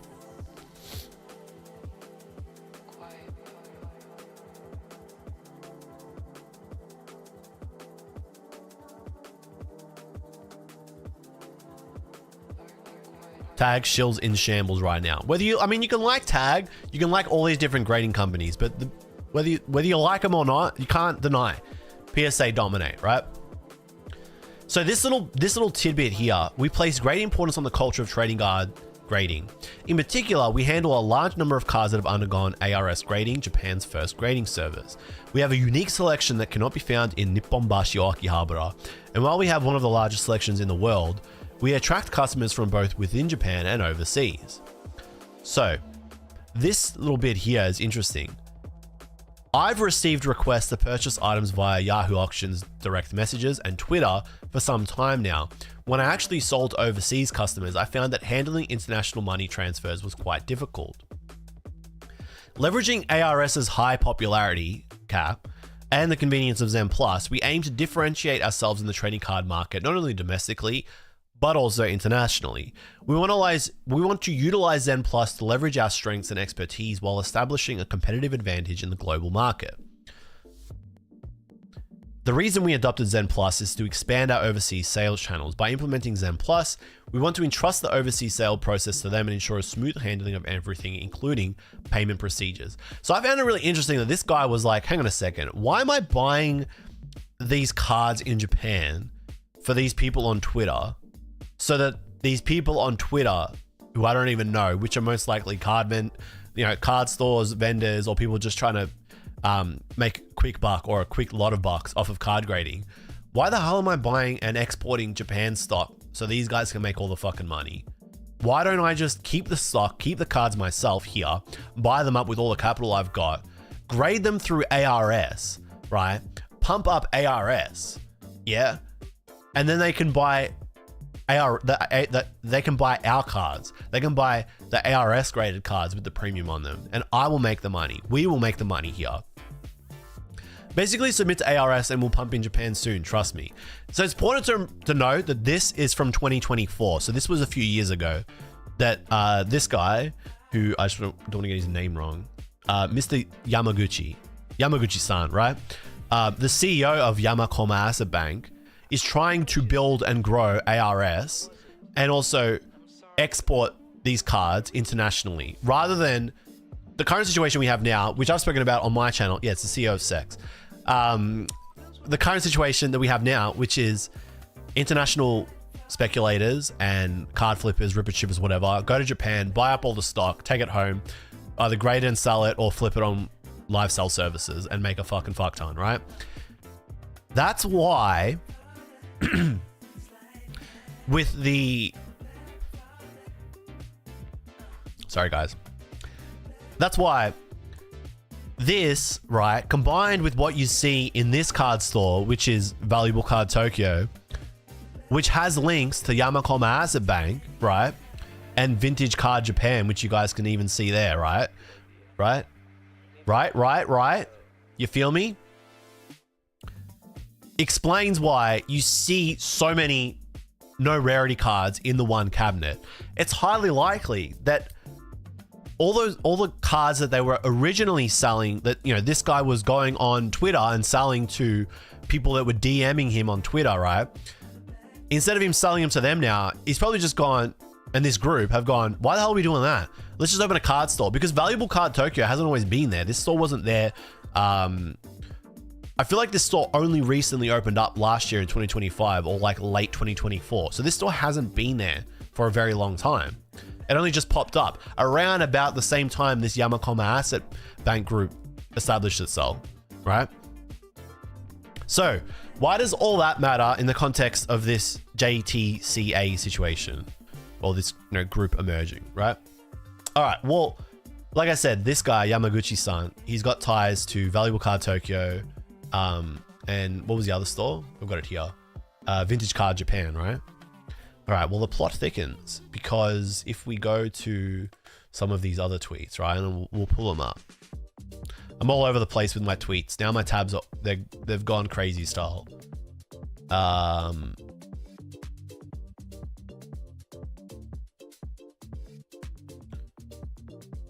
You know where we'll go? Here, right? Because it's in his video. There he is, Yamaguchi, right? This is Yamaguchi-san, right? The CEO of Yamakoma Asset Bank. Trust me, I can read Japanese, right? That's him there. So this is him as a representative of JTCA. This group here, or this page here, are the representatives or the members of the JTCA. And now it's the CEO of Sex himself, right? And now this list of CEOs or people involved in the project has been removed from the JTCA website. So if I go to their website, right, you just can't find it. It's not here anymore, right? I'll translate it to English for you guys. It's just gone. Yeah, it's super sus, right? Association overview, list of officers. No, they did leave it. I'm so sorry. I fake newsed you. They put it back. Well, there you go. It was, apparently at some point it was removed, but they've put it back here, right? Yuji Yamaguchi, representative director of Yamakoma Asset Bank, is one of the directors of JTCA. Okay, now, bear with me, okay? We're gonna get an ad break. I dismissed 3 ads. I can't dismiss the ads no more. I'm so sorry, chat. Here we go. This was the one I was looking for.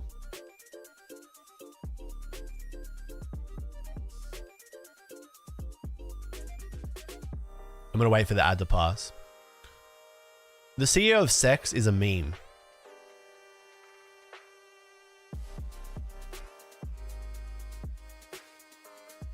Mac, I can confirm that the name is correctly read. Thank you. We're gonna wait for the ad to pass.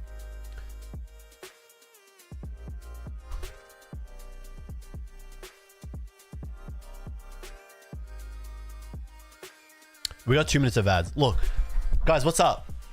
What do you guys think? Okay, what do you guys think so far? What do you guys think so far? What's your vibe on all this? Is it confusing? Because it is. I wanted to go live and talk about it and kind of like dismantle it and try and untangle it with you guys. It is confusing, isn't it? The more and more I read about it and the more I think about it, it definitely needs a video. Like, I think it needs like a proper video. But I wanted to talk about this like very quickly. I wanted to like get onto it like ASAP because I thought it was crazy and I thought it would be a fun thing to talk about on the chat. It's confusing for me. It is, isn't it? It's a lot of like, it's just a lot of stuff that's not passing the vibe check. Yeah, I don't see how everything connects, but it's clear that something sus is going on, isn't it? It's like, it's definitely a weird one. I'm very confused, but I am certain of one thing and one thing only. This can only be bad for everyone who isn't a shareholder of theirs. Totally agree with you. It's definitely sus. It's just super, super, super sus. I think it's a little confusing, but I can easily see it.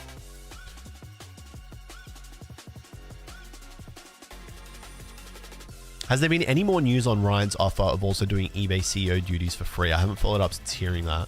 Was that the wasn't that the CEO of GameStop trying to buy eBay or the other way around?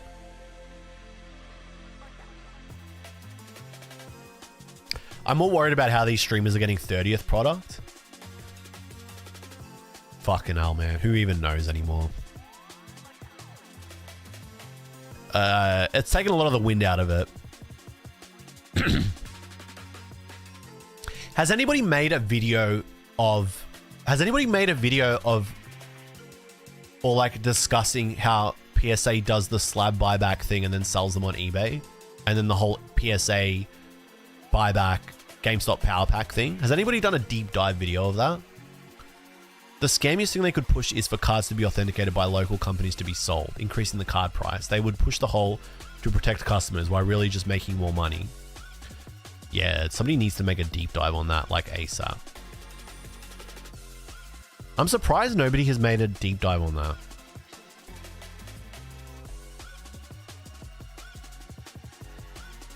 Whenever someone with capital claims to look out for the working class collector, 100% chance of lies. I fuck with it. I agree with you 100%. You should, JLUV. I've thought about it. It's I mean, as you can see, these are really tough things because look, I was just like, you know, real talk, hashtag real talk. But like, to digress from this whole JTCA situation, right? I've always really struggled with these things when they happen. Personally, I don't know how to tackle them because when I see this, I'm like, oh, dude, I need to like understand everything before I talk about this, right? And I'm like, this needs to be a video, like 100%. But the issue with that is because the internet and the world moves so fast, right? And news and trends change so quickly, right? You end up in these situations where, you get this, right? You end up in these situations where they just say, Japan moves to regulate high-value Pokemon cards as the market grows into multi-billion-dollar asset class. Like, you get the fucking headline, and then people will just go, oh, well, that's just how it is, right? You don't get the full story. You just get, Pokemon is considering regulating the booming trading card market. Japan is considering regulating the market for Pokemon cards. Japan is launching a government team to fight scalpers and fake cards in popular card games. Like, you don't actually get the story, you just get that. And then that becomes it. And then like us in our little space, our community here, right? Our little pocket, hashtag community. It just doesn't reach, you know what I mean? Because it's just us talking about it in our group. So I'm like, what am I supposed to do? Like, of course, naturally the first thing I do when I see this is, okay, we're going to talk about this on the stream today. But I want to do like these deep dives, but they just take time. They just take so long to make. And it feels like by the time the work's done and the investigation's done and the video's done, so much time has passed that nobody cares anymore. And even if you've told the actual true story and you've gotten the true story out and you've done the hard work, I have the feeling in the back of my head being like, no, at the end of the day, people only care about this. They just see Japan regulating the market, Pokemon cards at the end. So it's a tough one. And it's why I haven't made, it's your boy Charizard. It's why I haven't made a video talking about the whole PSA buyback thing, because I need to like sit and commit like, I don't know, 2 or 3 weeks into investigating it and getting the whole story straight, and then script a video, record it, edit it. It takes time, but it's definitely something that's worth doing. So I've thought about how much I want to do that kind of stuff.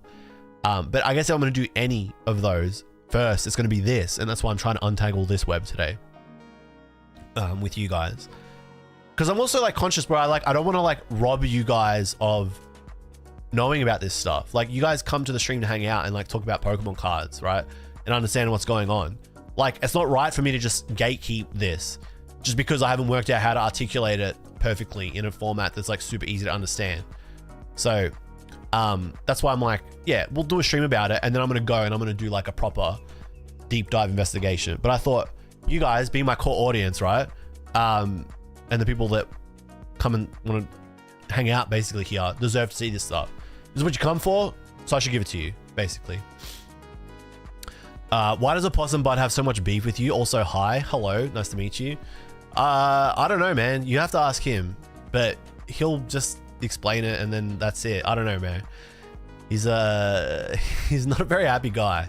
One day he just stopped talking to me. Difference of opinion, that was about it. It happened around about the time the X-ray stuff happened with all the CT scanning of Pokemon card boxes. He didn't like that. I thought that the idea of it was cool, because I still do think the idea of being able to scan a box of Pokemon cards and see what cards are inside, I think that's like conceptually cool. And he didn't like that. I thought that was cool. And then he just doesn't. That's it. Ever since then, he's just off me. But what can you do? Not everyone likes you. Got to move on. I did think that was really weird for a long time. And then I had a kid, and my kid is like the coolest guy ever. And as long as he likes me, I really don't care about anything anymore. That's basically it. I'm just like, yeah, well, if he likes me, that's enough. My fucking girlfriend can hate me for all I care. Well, I obviously would not like that. I love it very deeply. I hope she doesn't hate me. But as long as he liked me, I'd be chill. She could hate me and I'd be like, fuck. Shit. But as long as he liked me, I'd be like, my number one guy.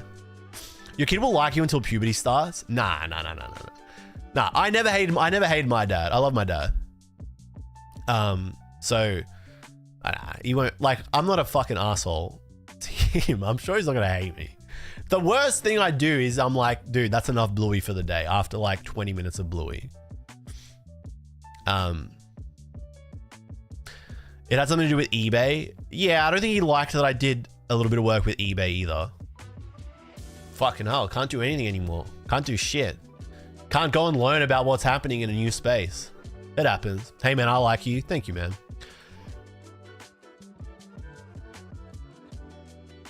I really liked the work that I did with eBay. That was good because when it started, it wasn't so much about live selling. But then when it became about live selling, the work that we were doing together, I was like, I don't like live selling that much, but I guess this is like an opportunity for me to have some influence around the live selling space and kind of shift it into a way that I think is sustainable basically for the space. And I got to do that with a small, or like a now very large community in Australia, which is Drop Zone, which is a Discord server where you basically get heads up when products drop. And then against scalping and against botting, that whole situation is quite murky. And Drop Zone, what they do now is different to what they did when I started hanging out with them and working with them, but I digress. I like that I was able to like get in front of their audience and do a video with Drop Zone and try and talk about what I like about Pokemon cards, rather than it just be like a full fucking like, live selling is the best, blah, blah, blah. I love live selling, let's make money. But they went in a different direction, and that's totally fine. So it is what it is. Are we back from the ad break? I think it's your boy Charizard's like, move on, buddy, get on with it. I don't hate Bluey, but too much screen time for this guy is not good. So we don't let him watch too much TV. All right. So quick recap, JTCA, right? New group claiming to be for the community, for the players, for the Pokemon card collectors in Japan, actually involved with a lot of card stores that have a checkered history, I should say, like Magi, who do a lot of oripa and have done a lot of price manipulation or been accused of a lot of price manipulation in the past. Stores like Vintage Card Japan and Valuable Card Tokyo, which have war chests, basically, of Japanese vintage cards. What you're looking at is no rarity. No, that's not no rarity, but this is no rarity. What you're looking at is a wall of no rarity cards that have been accumulated by Valuable Card Tokyo. Valuable Card Tokyo is linked to Yamakoma Asset Bank, which is a group that is trying to promote the sale of Japanese Pokemon cards from Japan to the rest of the world through Zen Plus and Yamakoma Asset Bank, which are kind of becoming like a haven or stockpiler of high valued raw and vintage cards. And a lot of their inventory consists of cards that have been graded with ARS, which is Japan's grading company. And Yamaguchi-san has alleged links to ARS, if I can find the tweet. So this guy pointed out ARS is a domestic TCG authentication service. The operating company of ARS is AR Sales Co. Limited. Representative Mizuno is the co-representative of AR Sales, deleted from the official homepage. You revealed your true identity. So this is what got deleted. Interesting. Is it? Well, let's have a look. This is a screenshot from Minon on Twitter showing directors or representatives or a member, which is Mizuno, all right?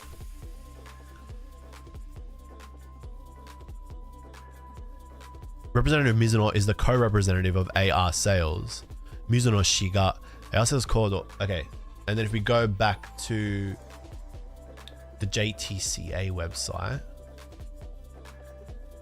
that's Yamakoma Asset Bank's website. By the way, I looked up this website and I was like, what do they do? That's it. It's just a page. It's literally just a page. So I don't know what's going on there. Where is the JTCA? Okay, we go back to Kyokaku ni Tsuite. Ah, there you go. Okay. No, he is there. So why'd they say that he was removed? This is what I mean. Like, you can't jump the gun. There's just weird stuff going on.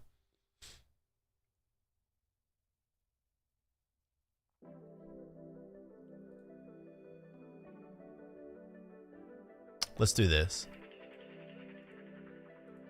Man, I keep losing the JTCA page.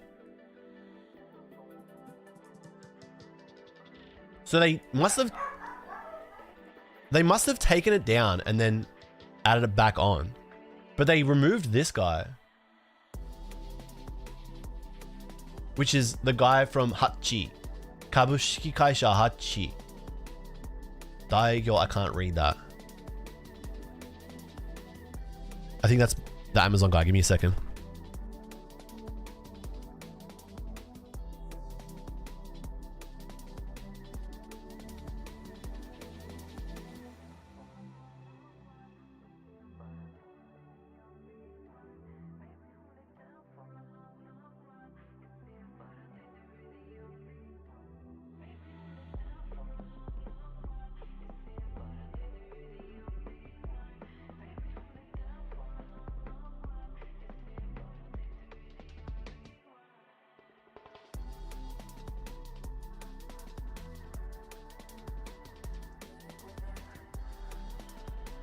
So it's not actually the Magi assassin or the JTCA.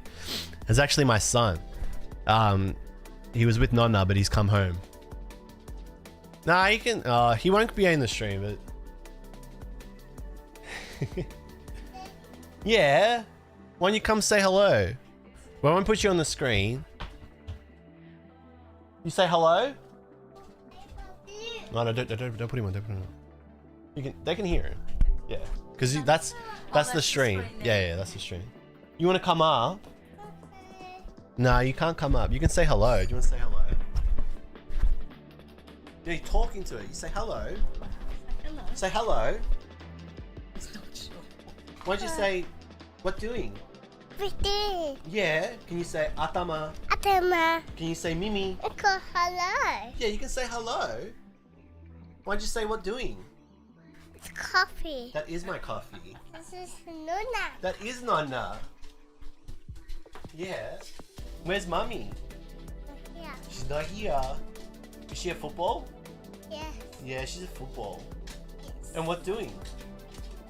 Can you see the sky? Is that Lola? That's it. That's Lola. He's done. Alright, he's had his fun. I don't know if you guys could hear him. He's so talkative these days. Yeah, Nonna brought... So, usually Sigma hangs out with Nonna on Fridays, but I was like, oh, bring him home. It is 3 o'clock. I didn't realize. I was like, bring him home early because he's getting a little bit... He wants to hang out at home. So, you could hear him? Yeah, he's so funny.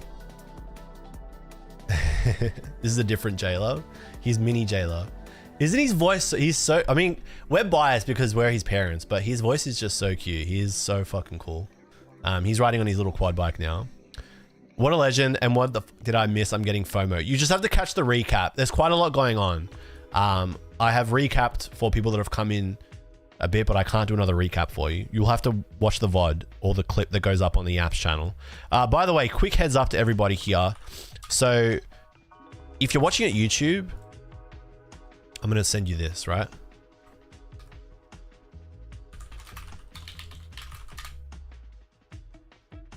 If you're watching at YouTube, check out the Yaps channel, which is here. And all of the streams. Somebody said, do I run the okJLUV streams channel? And it's true. Yes, I do. I run the okJLUV streams channel. Check out the okJLUV streams channel as well. You can catch all the VODs of the Twitch streams. They all go up there about a day or two after. And JLUV Yaps is where like clips and highlights from the stream go up as like quick, concise videos, which this will probably go up as for you guys. And while we're doing little shout outs, let's just give a shout out to Poker Card Talk, which is the podcast that is run by Poker Guardian, Primal Lugia's headmaster, or Primal Lugia, the headmaster of Poker Guardian, that I also star in with him. It's called Poker Card Talk. It's our podcast that's been on hiatus for a good few months, but it will come back. So just a quick few links for you guys over at YouTube. But if you want to see more of the streams, which are happening a lot, they're all over here. Twitch.tv/okJLUV. Yeah, you guys missed Baldy. He came onto the stream. Ziddy10 calls my son Baldy because he's a child that literally has not grown hair. So for some reason he calls him Baldy, which is actually not fair. Okay, so moving back to this JTCA stuff. There's obviously some funny business going on that has a lot of Japanese Pokemon card fans kind of like sus on the whole situation, but I don't fully understand and grasp the situation myself.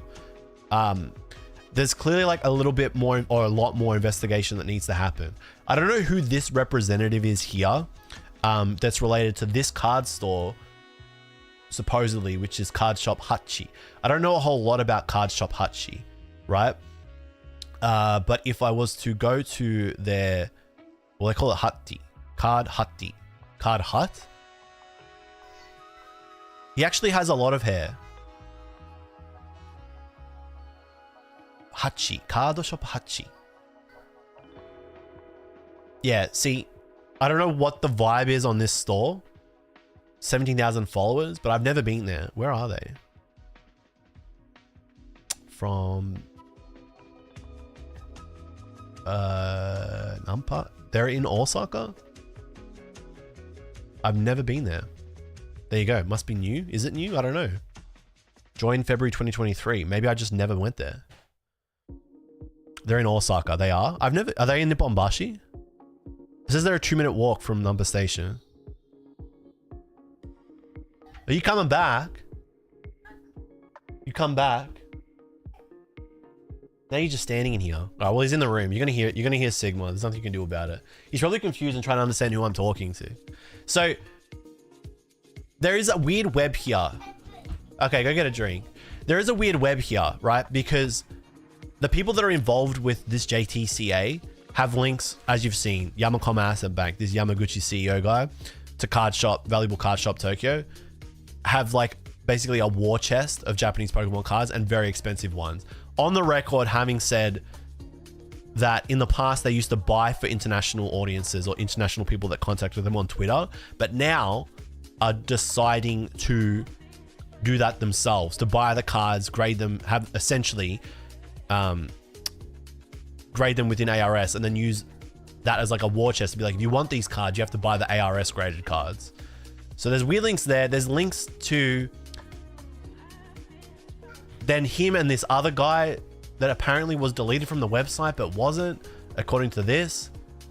And then all of it presented, right? Because everyone's saying like, I don't get it. Like, why is this actually a problem? All of it kind of presented as for the community. So this graphic that they put up on their Twitter, I can just hear Sigma going absolutely crazy, right? By the way, thank you for the follow, Swarovski Onyx. That's a cool username, actually. I quite like that. This user here, this tweet here is basically an infographic that the JTCA put up saying things like problems and issues plaguing the trading card world and marketplace that they want to fix, right? So in this yellow box, you see stuff to do with like the flow and distribution of products and the actual marketplace. Shijo and Yutsu, so Tenbaya, which is resellers, Kaifume, which is buying up stock, Shinousu, which is like lack of stock or stock shortages. And the really interesting one is this last one, which is peer-to-peer selling. And so that was what I was talking about earlier, about how it's like if I was getting supply directly from TPCI, right? And then I was selling the Pokemon cards to my buddy. And like we were just making, or like I wasn't actually selling them in the store. I was using them for rip and ships, right? And making more than making more than the MSRP on them because I was taking advantage of my supply, right? This green box talks about how they want to work to create, you know, Anshin is the words that they're using in this box here. Anshin, Anzen no trading card shijo. So they're trying to create like a safe and secure trading card marketplace and like economy in Japan. That's what they're saying that they're working towards, right? In the green box, they're talking about getting on top of counterfeit cards, right? Or aggravated burglary. And you've seen like a lot of card stores get broken into in Japan, right? And then the purple box talks about, and this one I found actually quite interesting, which is transparency in the marketplace. So they actually talk about how they want there to be transparency in how card products or like merchandise and supply reaches card stores and then is sold, so that it's clear where the products are actually going. Because right now we have this big issue where there are card stores in Japan that get a lot of product, right? And then they don't actually sell it.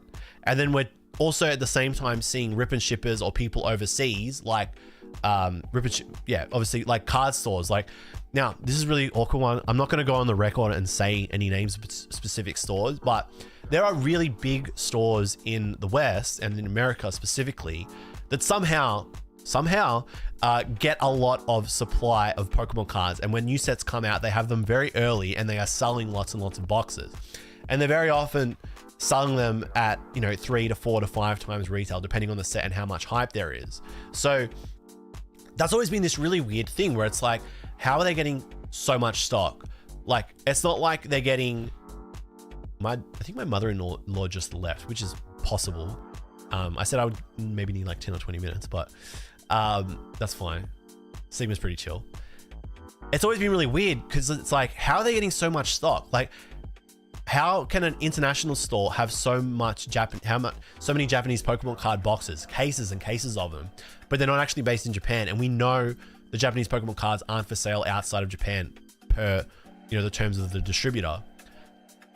This purple box is this JTCA saying they're trying to work towards getting closer to more transparency so that everybody can see and understand the flow and distribution of product.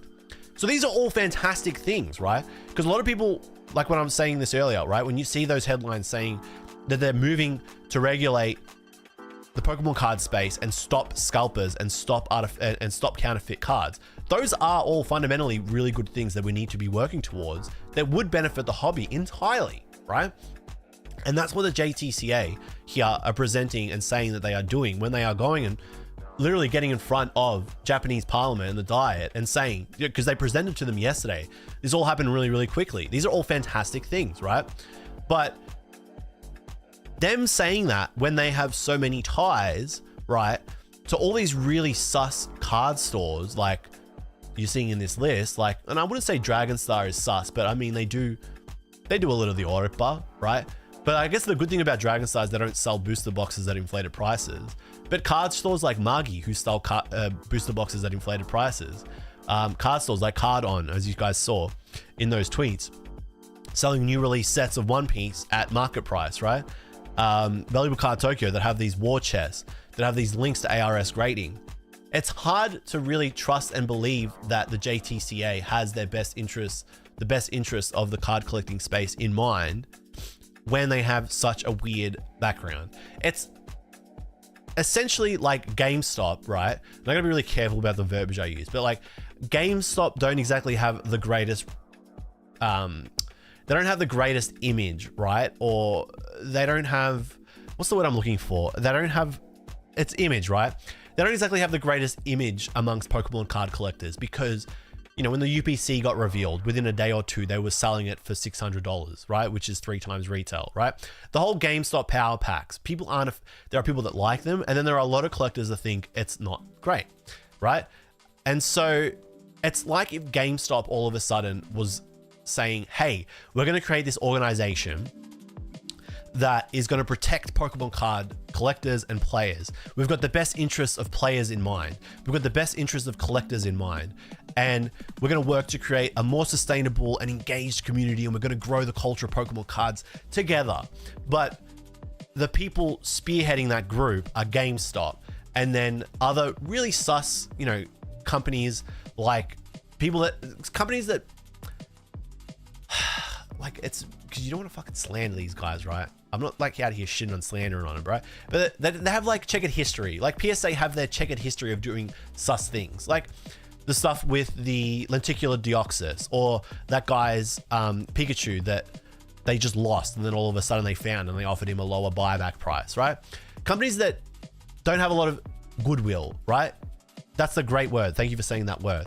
It's like the Avengers decide to fucking get created around protecting Pokemon card collectors in the US, and it's being spearheaded by GameStop, PSA, BGS, and whatnot, right? There you go. And it's like, okay, they probably could do like, I don't know, 10 things that would help Pokemon card collectors, but given their history of doing really sus stuff that aren't in the interest of Pokemon card collectors, it's highly likely that if they were to get in front of the Senate or the House of Representatives in the US, or like be able to legislate or lobby, right, for Pokemon card collectors, it's highly likely that they are going to lobby in their favor in a way that they are going to benefit from.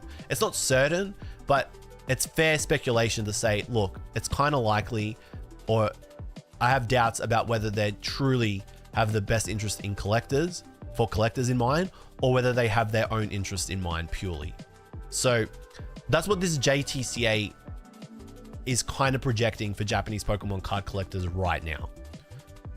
And that's why it's not as simple as this tweet from Unusual Whales that says, Japan is considering regulating the market for Pokemon cards per Bloomberg.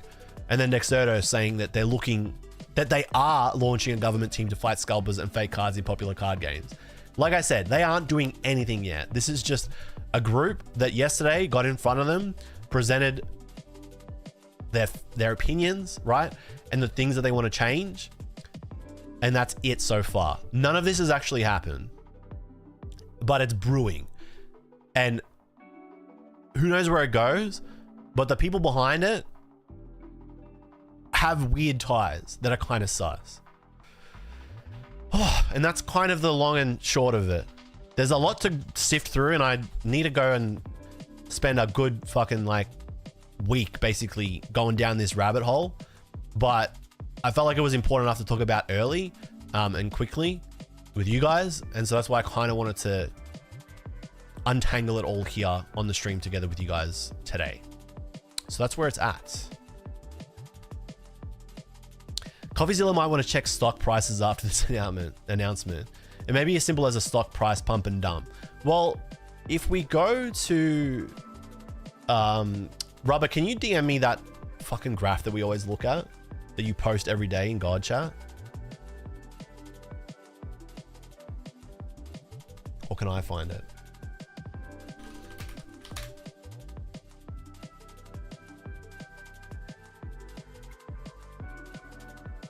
GameStop's been hated on for decades. Unfair value on games. Yeah, I mean, GameStop's reputation has not been the greatest for at least 2 decades.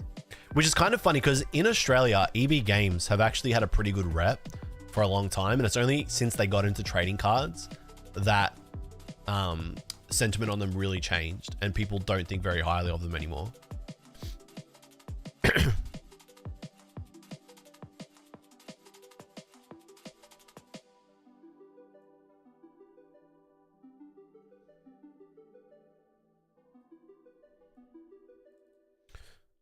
So who was saying check? Oh, I can't see the YouTube chat, but someone was saying it may be as simple as a stock price pump and dump.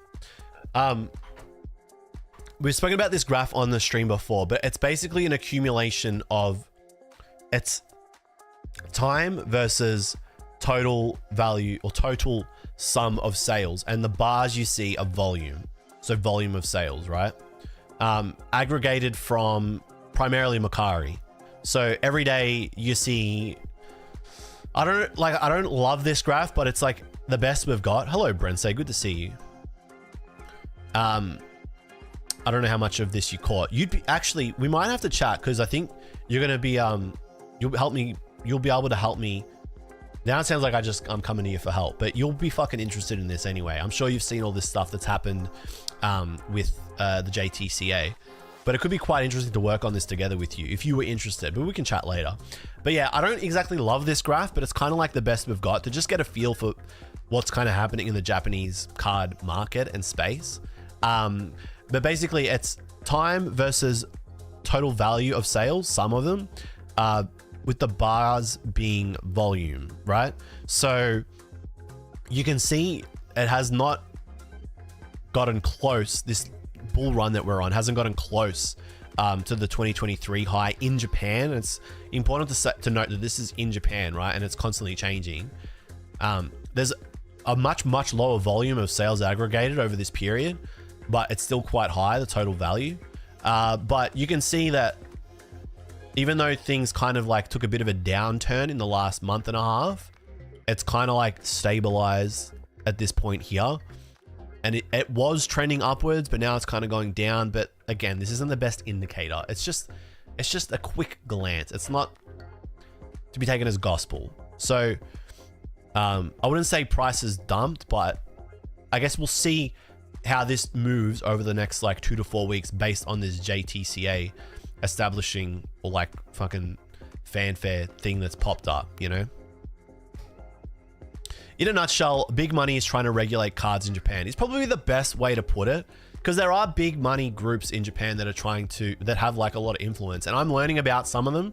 And I'm trying to like show you guys how weird it is, because that's really all it is. It's just very weird, and it's definitely changed my perspective on the space. And even some videos that I'm working on now, I'm like, how do I want to like make those videos now, and like how can it, like, how can I do more with them now that I'm learning all this stuff that is so fucking, that like only really gets reported at surface level here. And that was like my big issue, is like why I wanted to talk about on the stream, is like, you just see these tweets and it's like, nah, there's like way more to it than this. There is so much more to it. It's a crazy ass rabbit hole. Can't wait for the documentary. Yeah, watch this space, basically, average player. I wish GameStop would sell at Emma, but then we would have so much FOMO. I think you'd find that if a lot more stores... Oh, thank you for the follow, by the way, Master of Mages. I think you'd find that if a lot more... Welcome to the stream. If a lot more stores just sold at market, I think things would go back to normal. You wouldn't see these like crazy ass buyouts. I think a big issue with Pokemon cards right now is that LGSs want to have their cake and eat it too. Because, and I've spoken about this at length over and over and over, but basically LGSs are a flawed, like they're a flawed business model, right? Card stores, flawed business model. There's only so much money you can make from them. They're really difficult to scale. The only way to scale them is to just charge more for the product and get product at a lower price.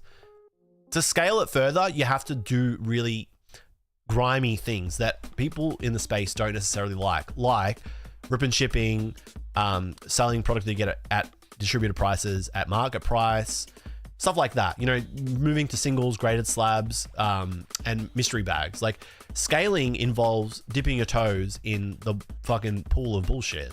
So a lot of card stores aren't gonna just sell at EMA anymore or MSRP because they're not going to continue making money. That only works if everybody does it at the same time, and they're just not going to do it because there's some people that are greedier than others. Who's responsible for all the Mega Dream and Inferno fakes on the market? Because I saw sus accounts coming out of Japan. That is a fucking another rabbit hole, dude. They completely ruined the market with that bad. Prismatic and Surprise 151 and Surprise 151 got me burnt once. Yeah, I mean, it got to the point in the last year or two where you can't really buy modern Japanese without running the risk of getting scammed. Like, the risk of getting scammed is way higher now than it was like 4 or 5 years ago.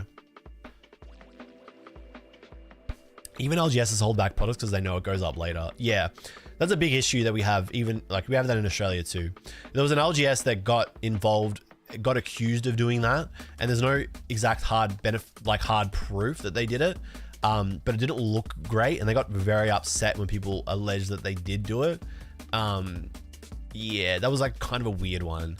I'm not gonna name the store because they kind of got all into a bit of a fucking fit about it all. But yeah, there's some sus stores that do some sus stuff. But everybody else, the reason why I feel like that stuff kind of gets a pass from the top to the bottom is because at every step of the way, somebody's getting a cut of it. You know what I mean? Like, from the top to the bottom, from the distributor to the store, like, it's crazy. And yeah, Normie, you make a great point. Not every LGS is like this. There are a lot of really good, solid LGSs out there.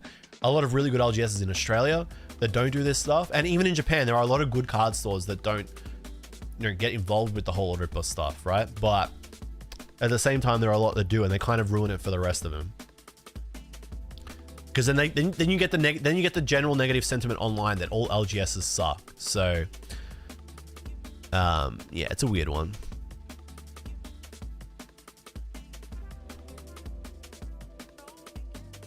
Every single brick and mortar store in Oz is sus. I wouldn't say that. Like, I've found that general games are like really solid.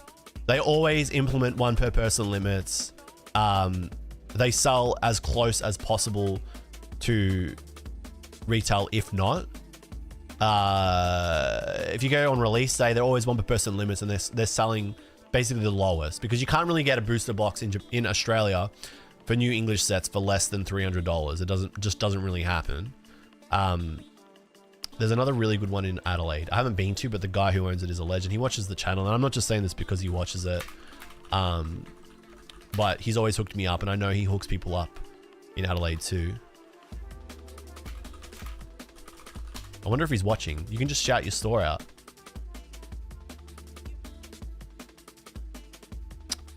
Next stream, you know what? I owe that guy.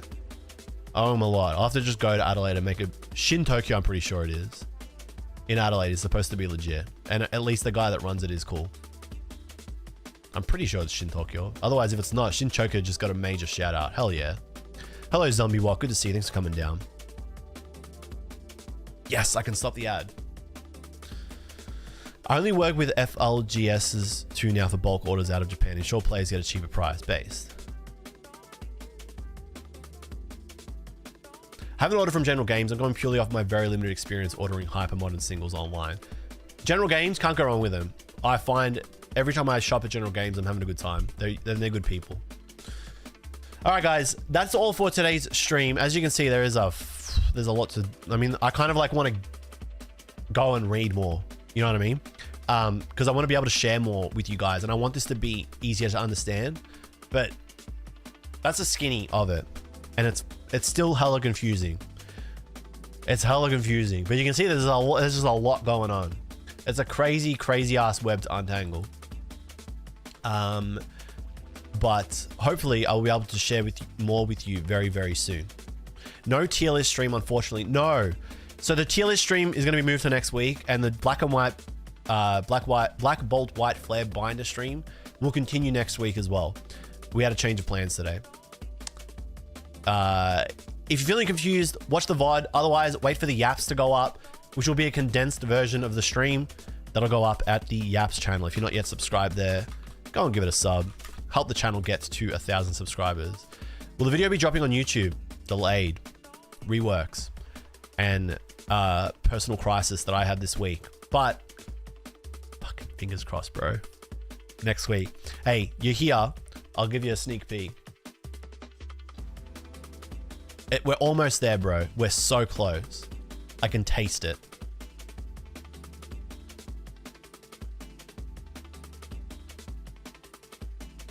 Oh, I've got 2 really big Premiere projects open. The stream may crash.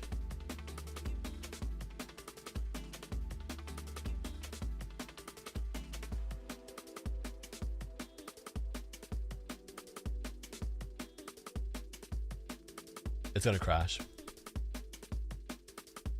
Here. You see this? This is the mark of progress. It's almost done. This bit, this gap here, and another little gap. Almost there, bro. It's mostly done. I promise. All right, guys. The little fella, he wants to hang out, and I think Nonna wants to go home. So I'm going to call it for today. Thank you so much for coming to hang out. Hope you learned something, even if you're left with more questions than answers. But at least you know a little bit more. Otto, I didn't even say hello to you. I saw you so early telling me off for being late. Otto, thank you so much for hanging out. It was good to see your name pop up in the chat again. Fuck. I'll message you, bro. Thank you for coming down and hanging out, though. Zanga fan. I'm dying. All right, Otto, peace out. Zanga fan, peace out. Hamagini, good to have you in the chat. Thanks for subbing. Franco, as always, I hope you're enjoying the streams, buddy. ZD, I love you. Bren say, I will hit you up. Benko, good to see you. Faith and Science, my strongest soldier. Literally my strongest soldier. Thanks for coming down. Thanks for hanging out. Thanks for being patient.